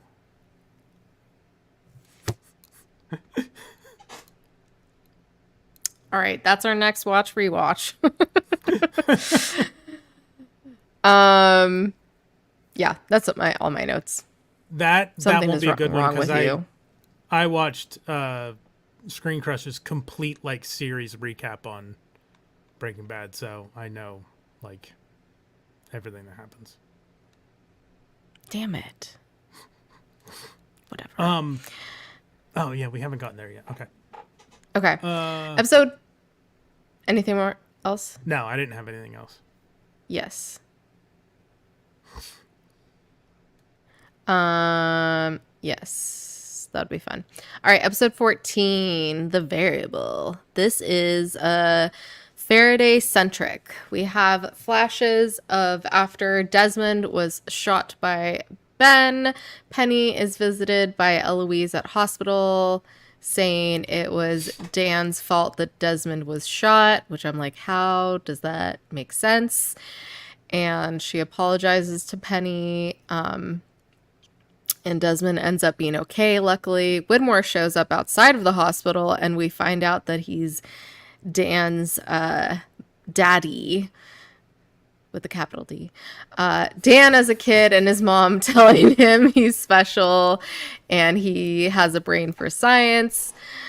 Dan graduating, I don't know with what degree. It must have been like PhD or something. With Teresa Spencer, who we saw before, was the woman who was bedridden. And so it was his girlfriend, which is real sad. And,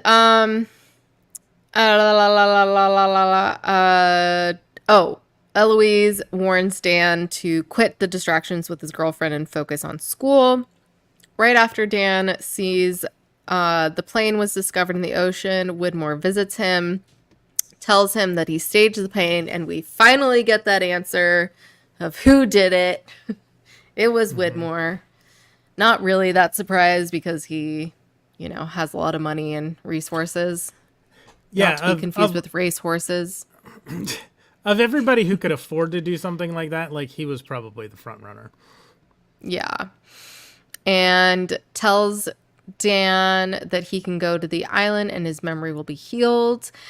And then we have Eloise, who also goes to Dan and tells him to say yes to Widmore and the deal to go to the island. Speaking of the island, on the island, Dan tells Jack that his mom was wrong. They don't belong there. Dan goes to the Orchid and tells Chang about the incident. Miles is his son. He's from the future, etc. He says his mom is one of the hostiles, who is Ellie, who we saw before. Tells this to Sawyer, Jack, Kate, Juliet, Hurley, Miles, and tells them that she can get them off the island. Dan says goodbye to Charlotte and tells her to get on the sub. Kid Charlotte. Baby Charlotte. And tells her to get on the sub with mom and leave the island. Radzinski and others try to stop Dan, Kate, and Jack from going. Not the others. Radzinski and Co., I should say. Tries to stop Dan, Kate, and Jack from going to the others, and results in a shootout, but they end up getting away. So then Radzinski and Co. go to see Sawyer, and they find Phil has been tied up, which I'm like, y'all are stupid for, like, not moving him or something. I don't know. Dan tells Jack and Kate his plan to put the hydrogen bomb in the energy source where the Swan was to change the future and basically, make it so that they never crashed on the island. So Dan goes into the others' camp asking for Eloise, and she ends up killing him, realizing his mom always knew this was going to happen, which is so fucked up. And that's the episode. What were your thoughts? Yep. I have very little for this. I have, Eloise and Penny. Faraday tells Chang he's from the future. Chang doesn't believe him. It might just be because this is all time travel stuff, but I feel like Jeremy Davies, who played Faraday, would have made an interesting Doctor Who. But if he played it similar to the way that he plays Faraday, it could be an interesting iteration of Doctor Who. Radzinski must be feeling super justified and all. I told you so. I told you so. Yeah. And Faraday now thinks they can change things, and that's all I really have for this one. There wasn't a lot. Yeah. A lot happened. Like things moved, but it wasn't. Yeah, Quip is agreeing with me, I believe. There wasn't a lot to comment on. Yeah.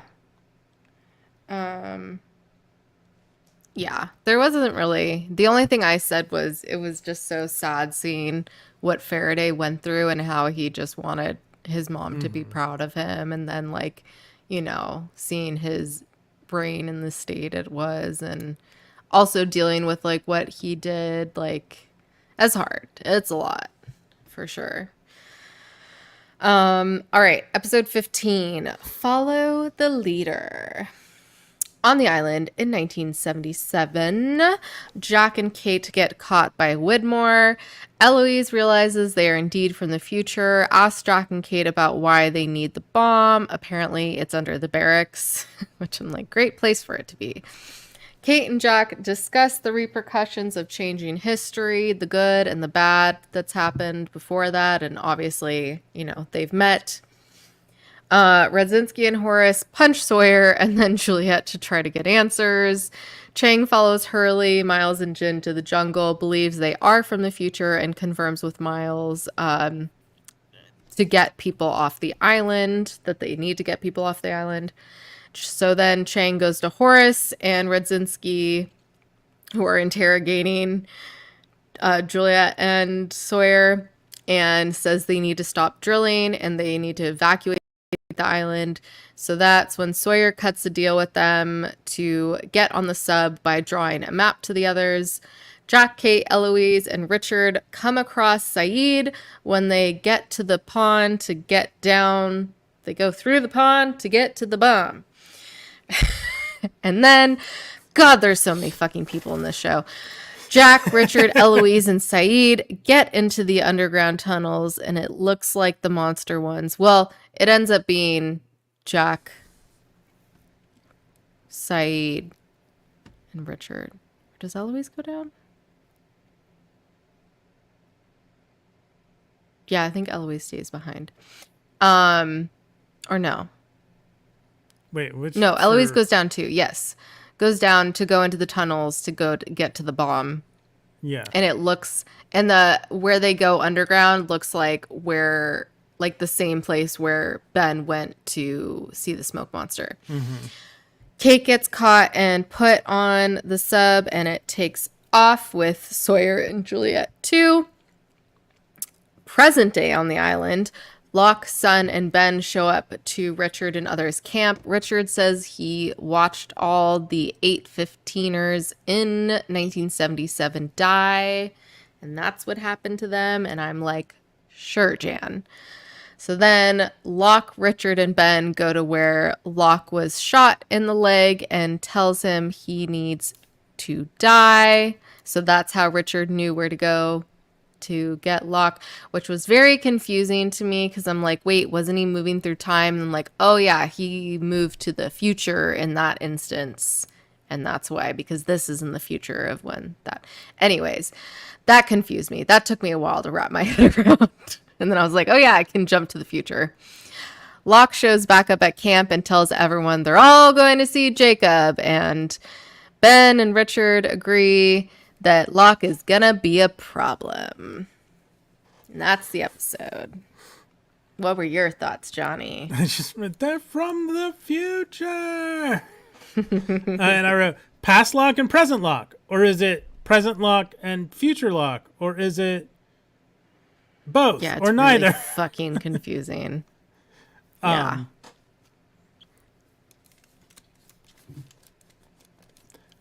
Saeed to the there. rescue. Yes. And then I called it because I said when Sawyer was on the dock for the sub, he turns and looks wistfully around at the island, and I said to myself, "Good riddance." And then he said it, and I was like, "I fucking called it." They're swimming, and I've opened my eyes underwater, and all I've ever seen is a blurry mess. I don't understand how, but my niece says she can see clear as day when she's underwater if she opens her eyes. So I don't. Maybe she's weird. How old's your niece? She's 20-something now, but at the time that she said that, she might have been like 16, maybe. I don't remember. But anytime I've opened my eyes underwater, it's been a blurry mess, and I can't make out fucking anything. Yeah, I think that is how it is. I'm worried about your niece. Maybe she's swimming with her contacts in, and that kind of works, which is probably not a good idea. I don't think that's how it works. No. Anyway, I wrote, does Jacob even exist? Which is ironic because of the next episode. Said, of course, Kate gets put on the sub with Sawyer and Juliet. Which, speaking of the sub, was that a good CG submarine entering the ocean? That was awful. Like, So bad. That's one of my notes. Was it cheaper to do that than to just have a sub?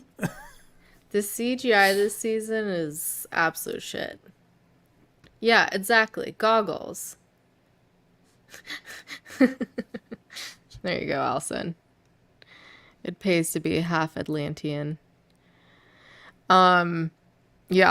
I thought it was funny, Sawyer's jokes about investing in Microsoft and betting on sports. Yeah. Like, you should also invest in Apple. More than Microsoft.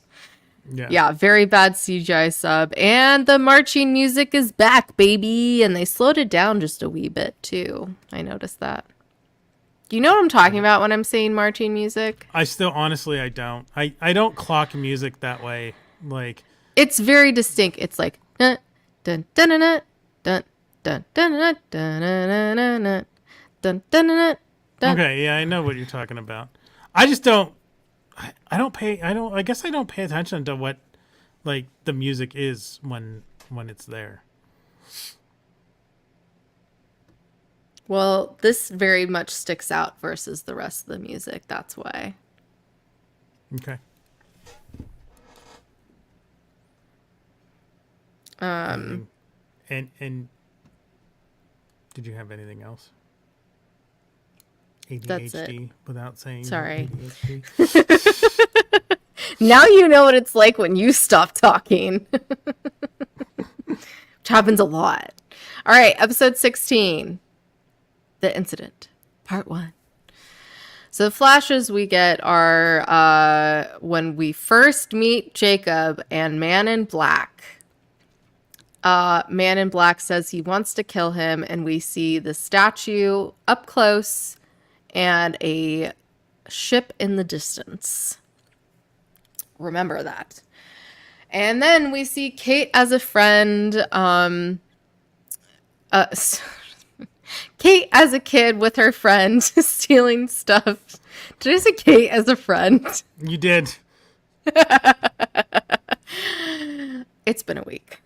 Kate as a kid with her friend stealing stuff from store, and Jacob ends up paying for it. And Jacob shows up to Sawyer's parents' funeral and gives him the pen that he uses to write his Sawyer letter. Jacob asks Saeed for help as Nadia crosses the street and gets hit and dies. Jacob visits Alana in hospital after she's been badly hurt and asks for her help. And then he shows up at Sun and Jin's wedding. We see their vows and he greets them after the wedding, says their love is special and they should never take it for granted. On the island in 1977, Kate tells Sawyer and Juliet they need to stop Jack from blowing up the bomb. So then they commandeer the sub and get the engineer to bring it back to the surface, where they take the lifeboat back to the island, and Vincent comes out of the jungle and there is Rose and Bernard. Yay! And we see this very cute life that Rose and Bernard have made for themselves, and they're okay just staying there, and they're like, if we die, we die. We don't care. We old. We've lived our lives. We found love. We chillin'. And then Saeed says they can just take the core out and use it based on Faraday's notes. They start to take apart the bomb, and Richard asks Jack about Locke, since he never seemed special to him, which I was like, ooh, burn on Locke. So Richard knocks out Eloise to protect her since she's the leader, and Saeed and Jack bring the bomb back in through one of the Dharma houses, and they walk through the village in the uniforms until Roger sees them and shoots Saeed, but they're saved by Hurley, Jen, and Miles in one of the vans, and they run into Sawyer, Kate, and Juliet on the way to the Swan, or what will be the Swan Station, aka the Hatch. And, yeah, fucking Radzinski just won't stop drilling, even after Chang tells him to stop. Mm-hmm. On the island, present day, Ben admits to Sun that he's never met Jacob, and Locke was right about that. Richard really starts to question Locke and how he got back. tells Richard after they see Jacob to take care of the rest of the Ajira flight people. Dun dun dun. Locke tells Ben that Ben is going to actually kill Jacob, and why wouldn't he after all he's been through? And they take a break at their old beach camp. Yay. Alana and Bram get to the island with Lapidus, the main island, and others, and the box, and they bring it to Jacob's house. And they say that someone else has been there and to torch it. And that's the episode. So it opens on this dude using a loom, and I'm I like, love this. is this Jacob with allusions to Clotho, Lachesis, and Atropos? Like the Tapestry of Fate? Like, is that what they're going with here? Jacob is Yeah. the I don't know those weaving the words you tapestry said, of but fate. yes. Clotho, Lachesis, and Atropos are the fates in Greek mythology. They're Clotho weaves the loom, Lachesis, I forget, and Atropos cuts the thread. So Atropos kills you. Oh, like in Hercules. Yeah. Okay. They That's my use them reference. in was it Legends of Tomorrow? They were in the Arrowverse somewhere Oh. too. Wasn't that also the name of the witches of Dathomir? Or is that something Yeah. else? Yeah. Okay. They absolutely I'm not are. crazy. They were the witch. Yeah. I mean, Johnny also said it very quickly. I'm like, those are just sounds to me. I hear sounds. Which That ship that's from is Easy. obviously the Black Rock, right? It has to be. And so I'm like, oh no. Jacob, there's a lot of Egyptian mythological imagery this season. There's a lot of talk about Christianity. Like, is the island the Garden of Eden? Maybe it's the Garden of Eden. I don't know. I said, yep, that's Jacob. So who's the other guy? We see baby Kate with the New Kids on the Block lunchbox. Jacob pays for her That's what it lunchbox. was. I didn't look at it. And I said, oh my God, do you recognize where Jacob's from? Did you clock him from something else? You mean before I originally watched this No, this time. 20 years ago? He's been in a lot of things. Do you know what I know him from? Supernatural? You're not dealing with morons here. Oh, yeah, that's right. He's in the Big LOL. Lebowski. Yeah, of course. Yeah, he's I was in like, wait a fucking minute. everything. Which is ironic because I think doesn't he play God in Supernatural? God, I have can't not watched remember. I haven't Supernatural. watched it in so long. That's another one I Someone was will always comment. told that I would like it, but I've just never gotten around to actually watching it. Okay, at well, one this point, spoopy season. at one point, people You were should like, watch "Oh, it." you should watch up to season 5, and then don't watch anymore." You have words for quip. He's lucky he gets to watch it for the first time. That's true. I watched it only because of Johnny, and I like live tweeted him without live tweeting, live texted. Yeah. That was fun. What was I saying? About Jacob. Yeah, Jacob is not you're not dealing with morons here from the Big Lebowski. And then I said, what's in the box? And later I say, what's in the box again? But this time I put, is it Locke's body? Because like that thing is the perfect size for a Huge. casket. Yeah. And they put handles on it as if it were like a casket. So the imagery is there. Yeah. Baby Sawyer, Definitely did Jacob's that on everywhere. purpose. And he obviously broke that promise because Sawyer promised not to finish the letter, but he finished. And the Kate letter. also broke that promise too, Yeah, absolutely. because she stole from the bank and she was part of the robbers gang for a while. Yeah. I have a Jacob, note on that. Apparently, Jacob is what caused Nadia's death. I'm assuming so. Saeed had a reason to leave and go back to the Well, island. she still got killed by the guy because then remember how Saeed goes and kills the guy? Yes, but it's you can argue if Jacob wasn't there to distract Saeed Saeed, would probably be dead. he might be dead too. Yeah, Yeah. or maybe he would have pushed Nadia out of the way and he'd be dead, but Nadia would be alive. Yeah. I don't know. Everything happens for a reason. And then Roger shoots Saeed, and obviously Vincent, Rose, and Bernard. And I was like, they do not sound happy about that. Because Rose was like, oh, they found us. And then Bernard said, son of a bitch. I was typing, they don't sound happy about that, right as Bernard went, son of a bitch. They say funny. Jacob hasn't been in his cabin in a long time, and the crew burns it down. Locke sits next to Ben and says, mind if I ask you a question? And Ben's just like, I'm a Pisces. I put that in my notes too. I'm like, not Ben saying he's a Pisces, which I'm like, Ben is like, whatever his rising must be, he must be like a fucking, like, some fucking, Scorpio? I don't know, either Scorpio rising or like Sagittarius rising, because I hate both of those. They're the worst. Locke definitely has the upper hand now. He tells Ben, you got cancer and your daughter died in service to this island, so why wouldn't you want to kill Jacob? Exactly. He's got a And also, point. yeah, the fact that like he did so much in service of Jacob and like Jacob would never let met him see him. Mm-hmm. Yeah. And then It's a good argument. they find the drive shaft ring was just cool in the old crib. And then we have... Oh, yeah, that's right.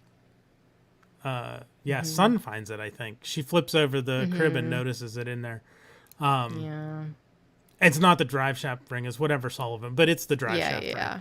It's the person that I've already forgotten their name. I had to chuckle at Jin notes. because Sun and Jin realize that they don't know who Jacob is, and Sun's like, but his Korean is excellent. I think Jin said his Korean was that. Yeah. But yes. And then we have the Doesn't matter. face-off to end the episode.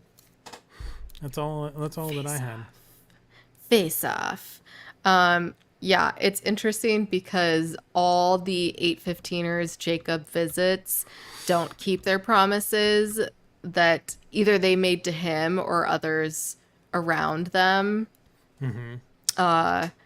Even like when he tells Sun and Jin like, oh, you should like treasure that with each other, and like of course they had a lot of problems, and you know they come back together on the island, and that's the point of the island, but it's just it's funny how that happens. Rose is a real one for saying it's always something with you guys, something's always going on. I was like, yes, you're not wrong.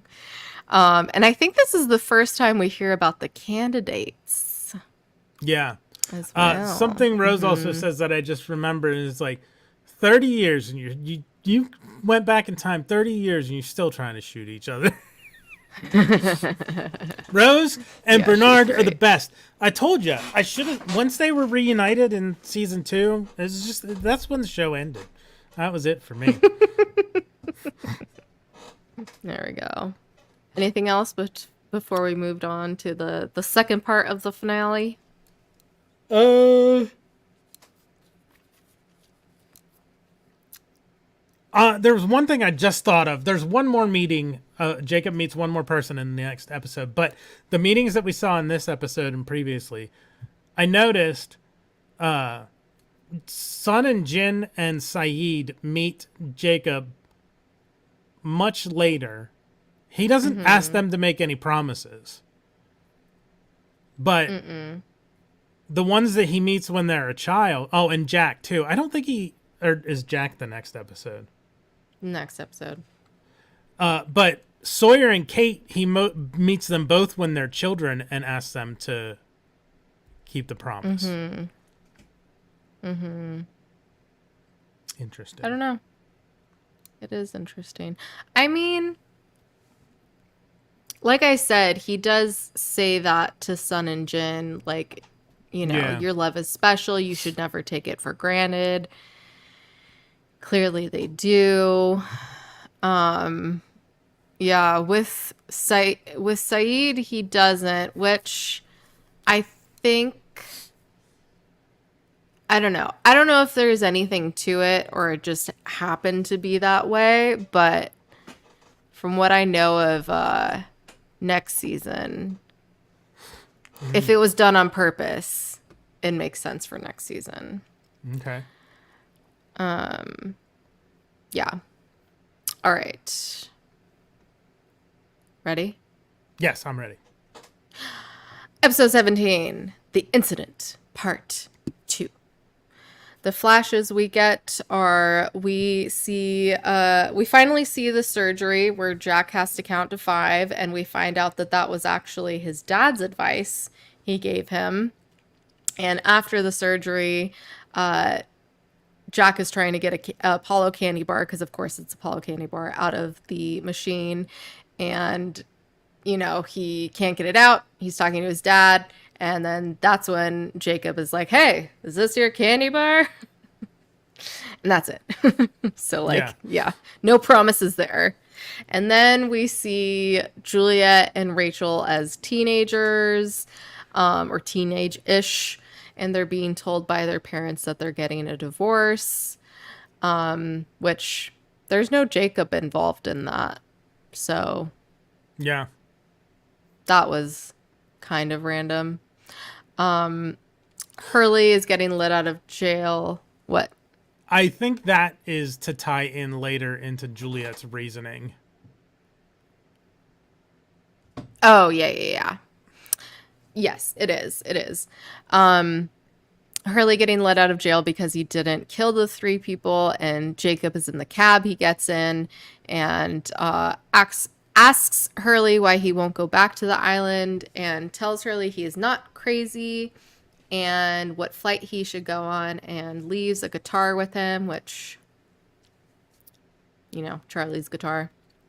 That's what I was gonna ask. I wondered if it was Charlie, because I didn't even I don't know why I'm saying clock. I don't know so if it's tonight. Charlie's guitar. Yeah.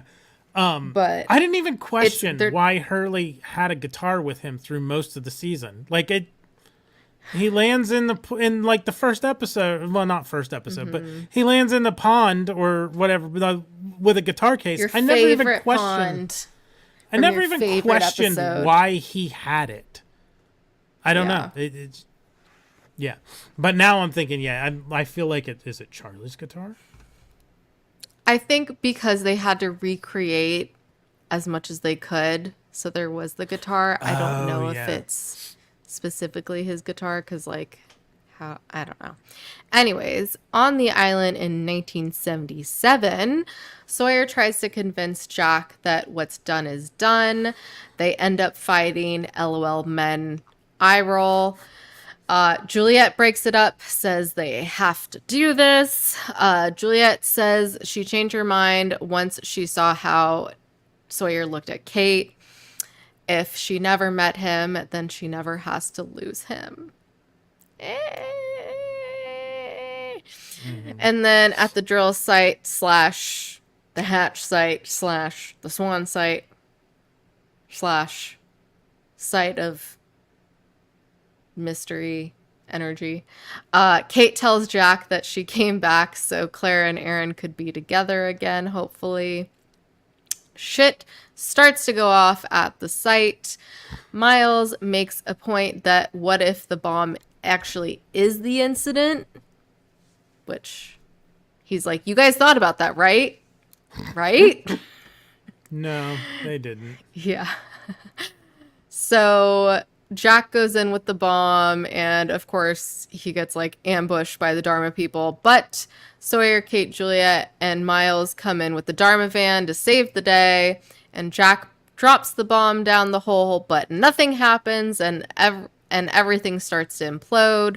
And that's when Juliet gets caught by a chain and starts to get sucked into the hole. And Sawyer and Kate try to save her, but she ultimately lets go. I'll save that last part for the end. On the island in present day, Locke and Co. arrive at the four-toed statue where Jacob lives. Ben and Locke go into the statue despite Richard's protests of Ben going along. We find out Locke is actually the man in black, and Ben is upset that Jacob always ignored him, and he stabs him and then throws him into the fire just as Jacob mutters, "They're coming." And Alana and Bram show Richard, Son, and others that in the box is indeed Locke's body. And that's when they're like, who the fuck is that then? And Juliet is barely alive at the bottom of the hole and sees the bomb and hits it with the rock to make it go off. And poof! We get the end title with black letters on a white background for the first time. Dun, dun, dun. End of season 5. I'd be so pissed. I'd be so mad. How mad were you? And they do this every season. Yeah. Every season, baby. I just have Jacob lives in the foot.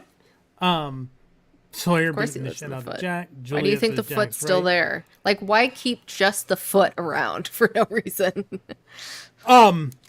Did you notice in the back on the coffee in Juliet's flashback when she's a kid on the coffee table there's a book, Mysteries of the Ancient Americas. Felt like that was kind of obviously on purpose. I think that's interesting.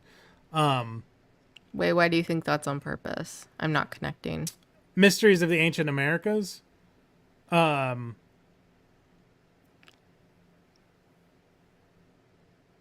don't know. Mysteries, ancient cultures, like things with the island where it comes from. Okay. I feel like it might be related. Jack asks Kate why she told him to never ask about Aaron, and I'm like, that's kind of you. She asked you never. Yeah, to you're ask asking. Yeah, exactly. That's what I thought too. I'm like, you're asking the question she said not to ask. You stupid. Bonk. I thought I said, why did the bomb not go off? Did Saeed like disarm it and like sabotage it? Was he actually not in with this plan? But it was. We see that it just was, I guess, an accident. Like it didn't go off. Yeah, I don't know.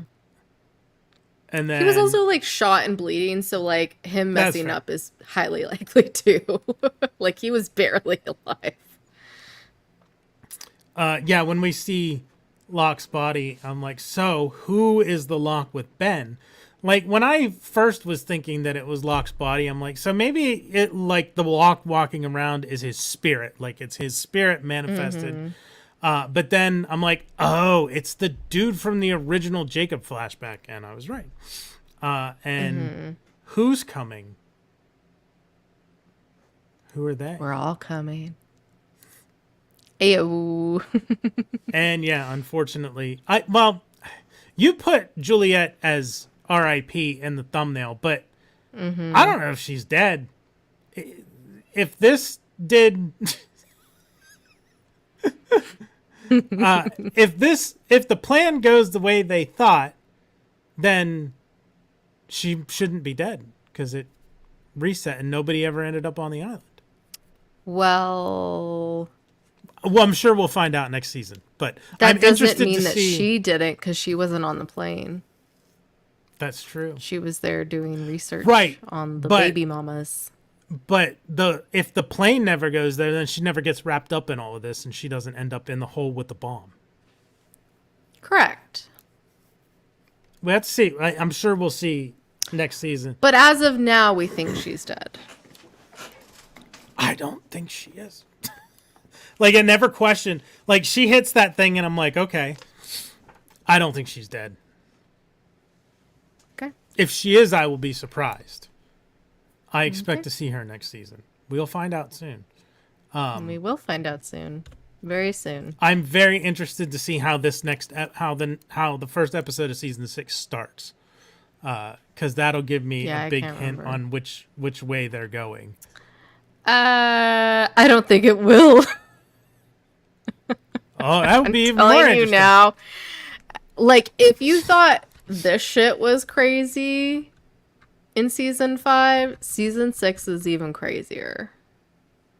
Interesting. But in a different way. This season Because almost you never... I don't know. I don't want to give it away too much. We'll talk more about this kind of stuff next week, but this season almost Yeah, felt like a different exactly. show. Like,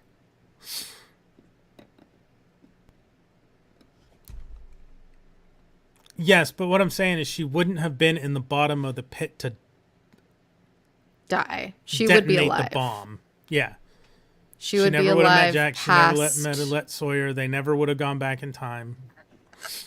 It depends on how time travel and that's one of the big things they talk Still about so this confused. season is what kind of time travel they are working with. Is it like Yeah. Avengers Endgame where like that whole thing when you do something it creates a new timeline that you're in? Is it like Well, they kind Back of to the tried to Future? explain it with like how time is more cyclical. So we found out through Taylor when we talked with Taylor about season 4 that Season- yeah, that it was season 4 then it or sorry, no. Yes. It was season 4 when it was going on. Because everybody had given me the idea that season 3 was the writer strike season. I thought but it's it was not. It's season 3. 4. But it makes sense with season 4 looking back at it now, especially because it's a shorter season. So yeah, it depends on what time, and they covered most of the types of time travel like throughout the conversations of different people, but we still don't funny exactly that they know really which fourth wall broke it. Yeah, we don't, and even next episode, next season, it's still a little confusing, but by the end, we figure it out.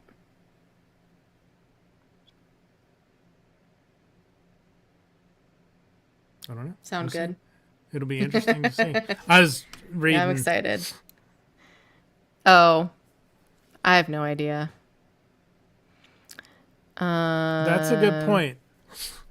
If it was after the writer's strike and they brought on different writers rather than bringing in the people who were writing the show before the writer's strike, then that could explain why it feels different.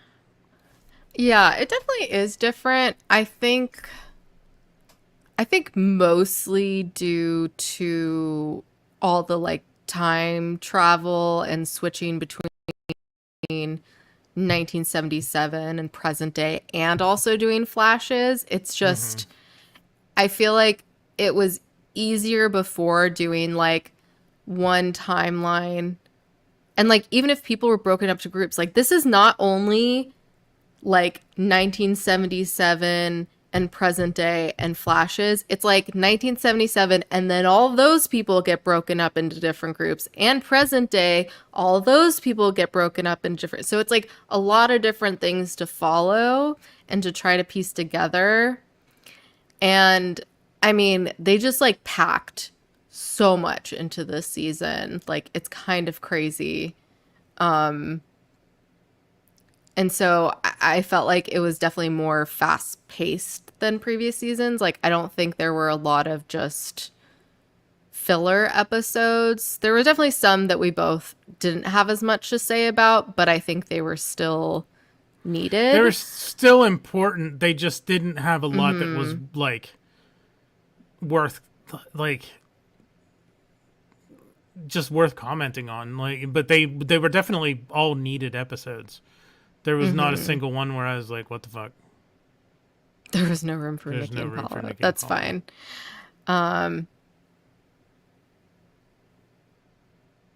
Yeah, some of season 4 was before the strike, but most of it was during. Yeah.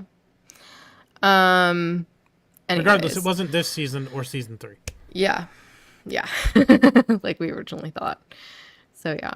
All right. But if you want to hear more in-depth, in detail discussion about season 5, tune in next week, same time, same place, and we will join by the lovely Ralph as always for our season reviews.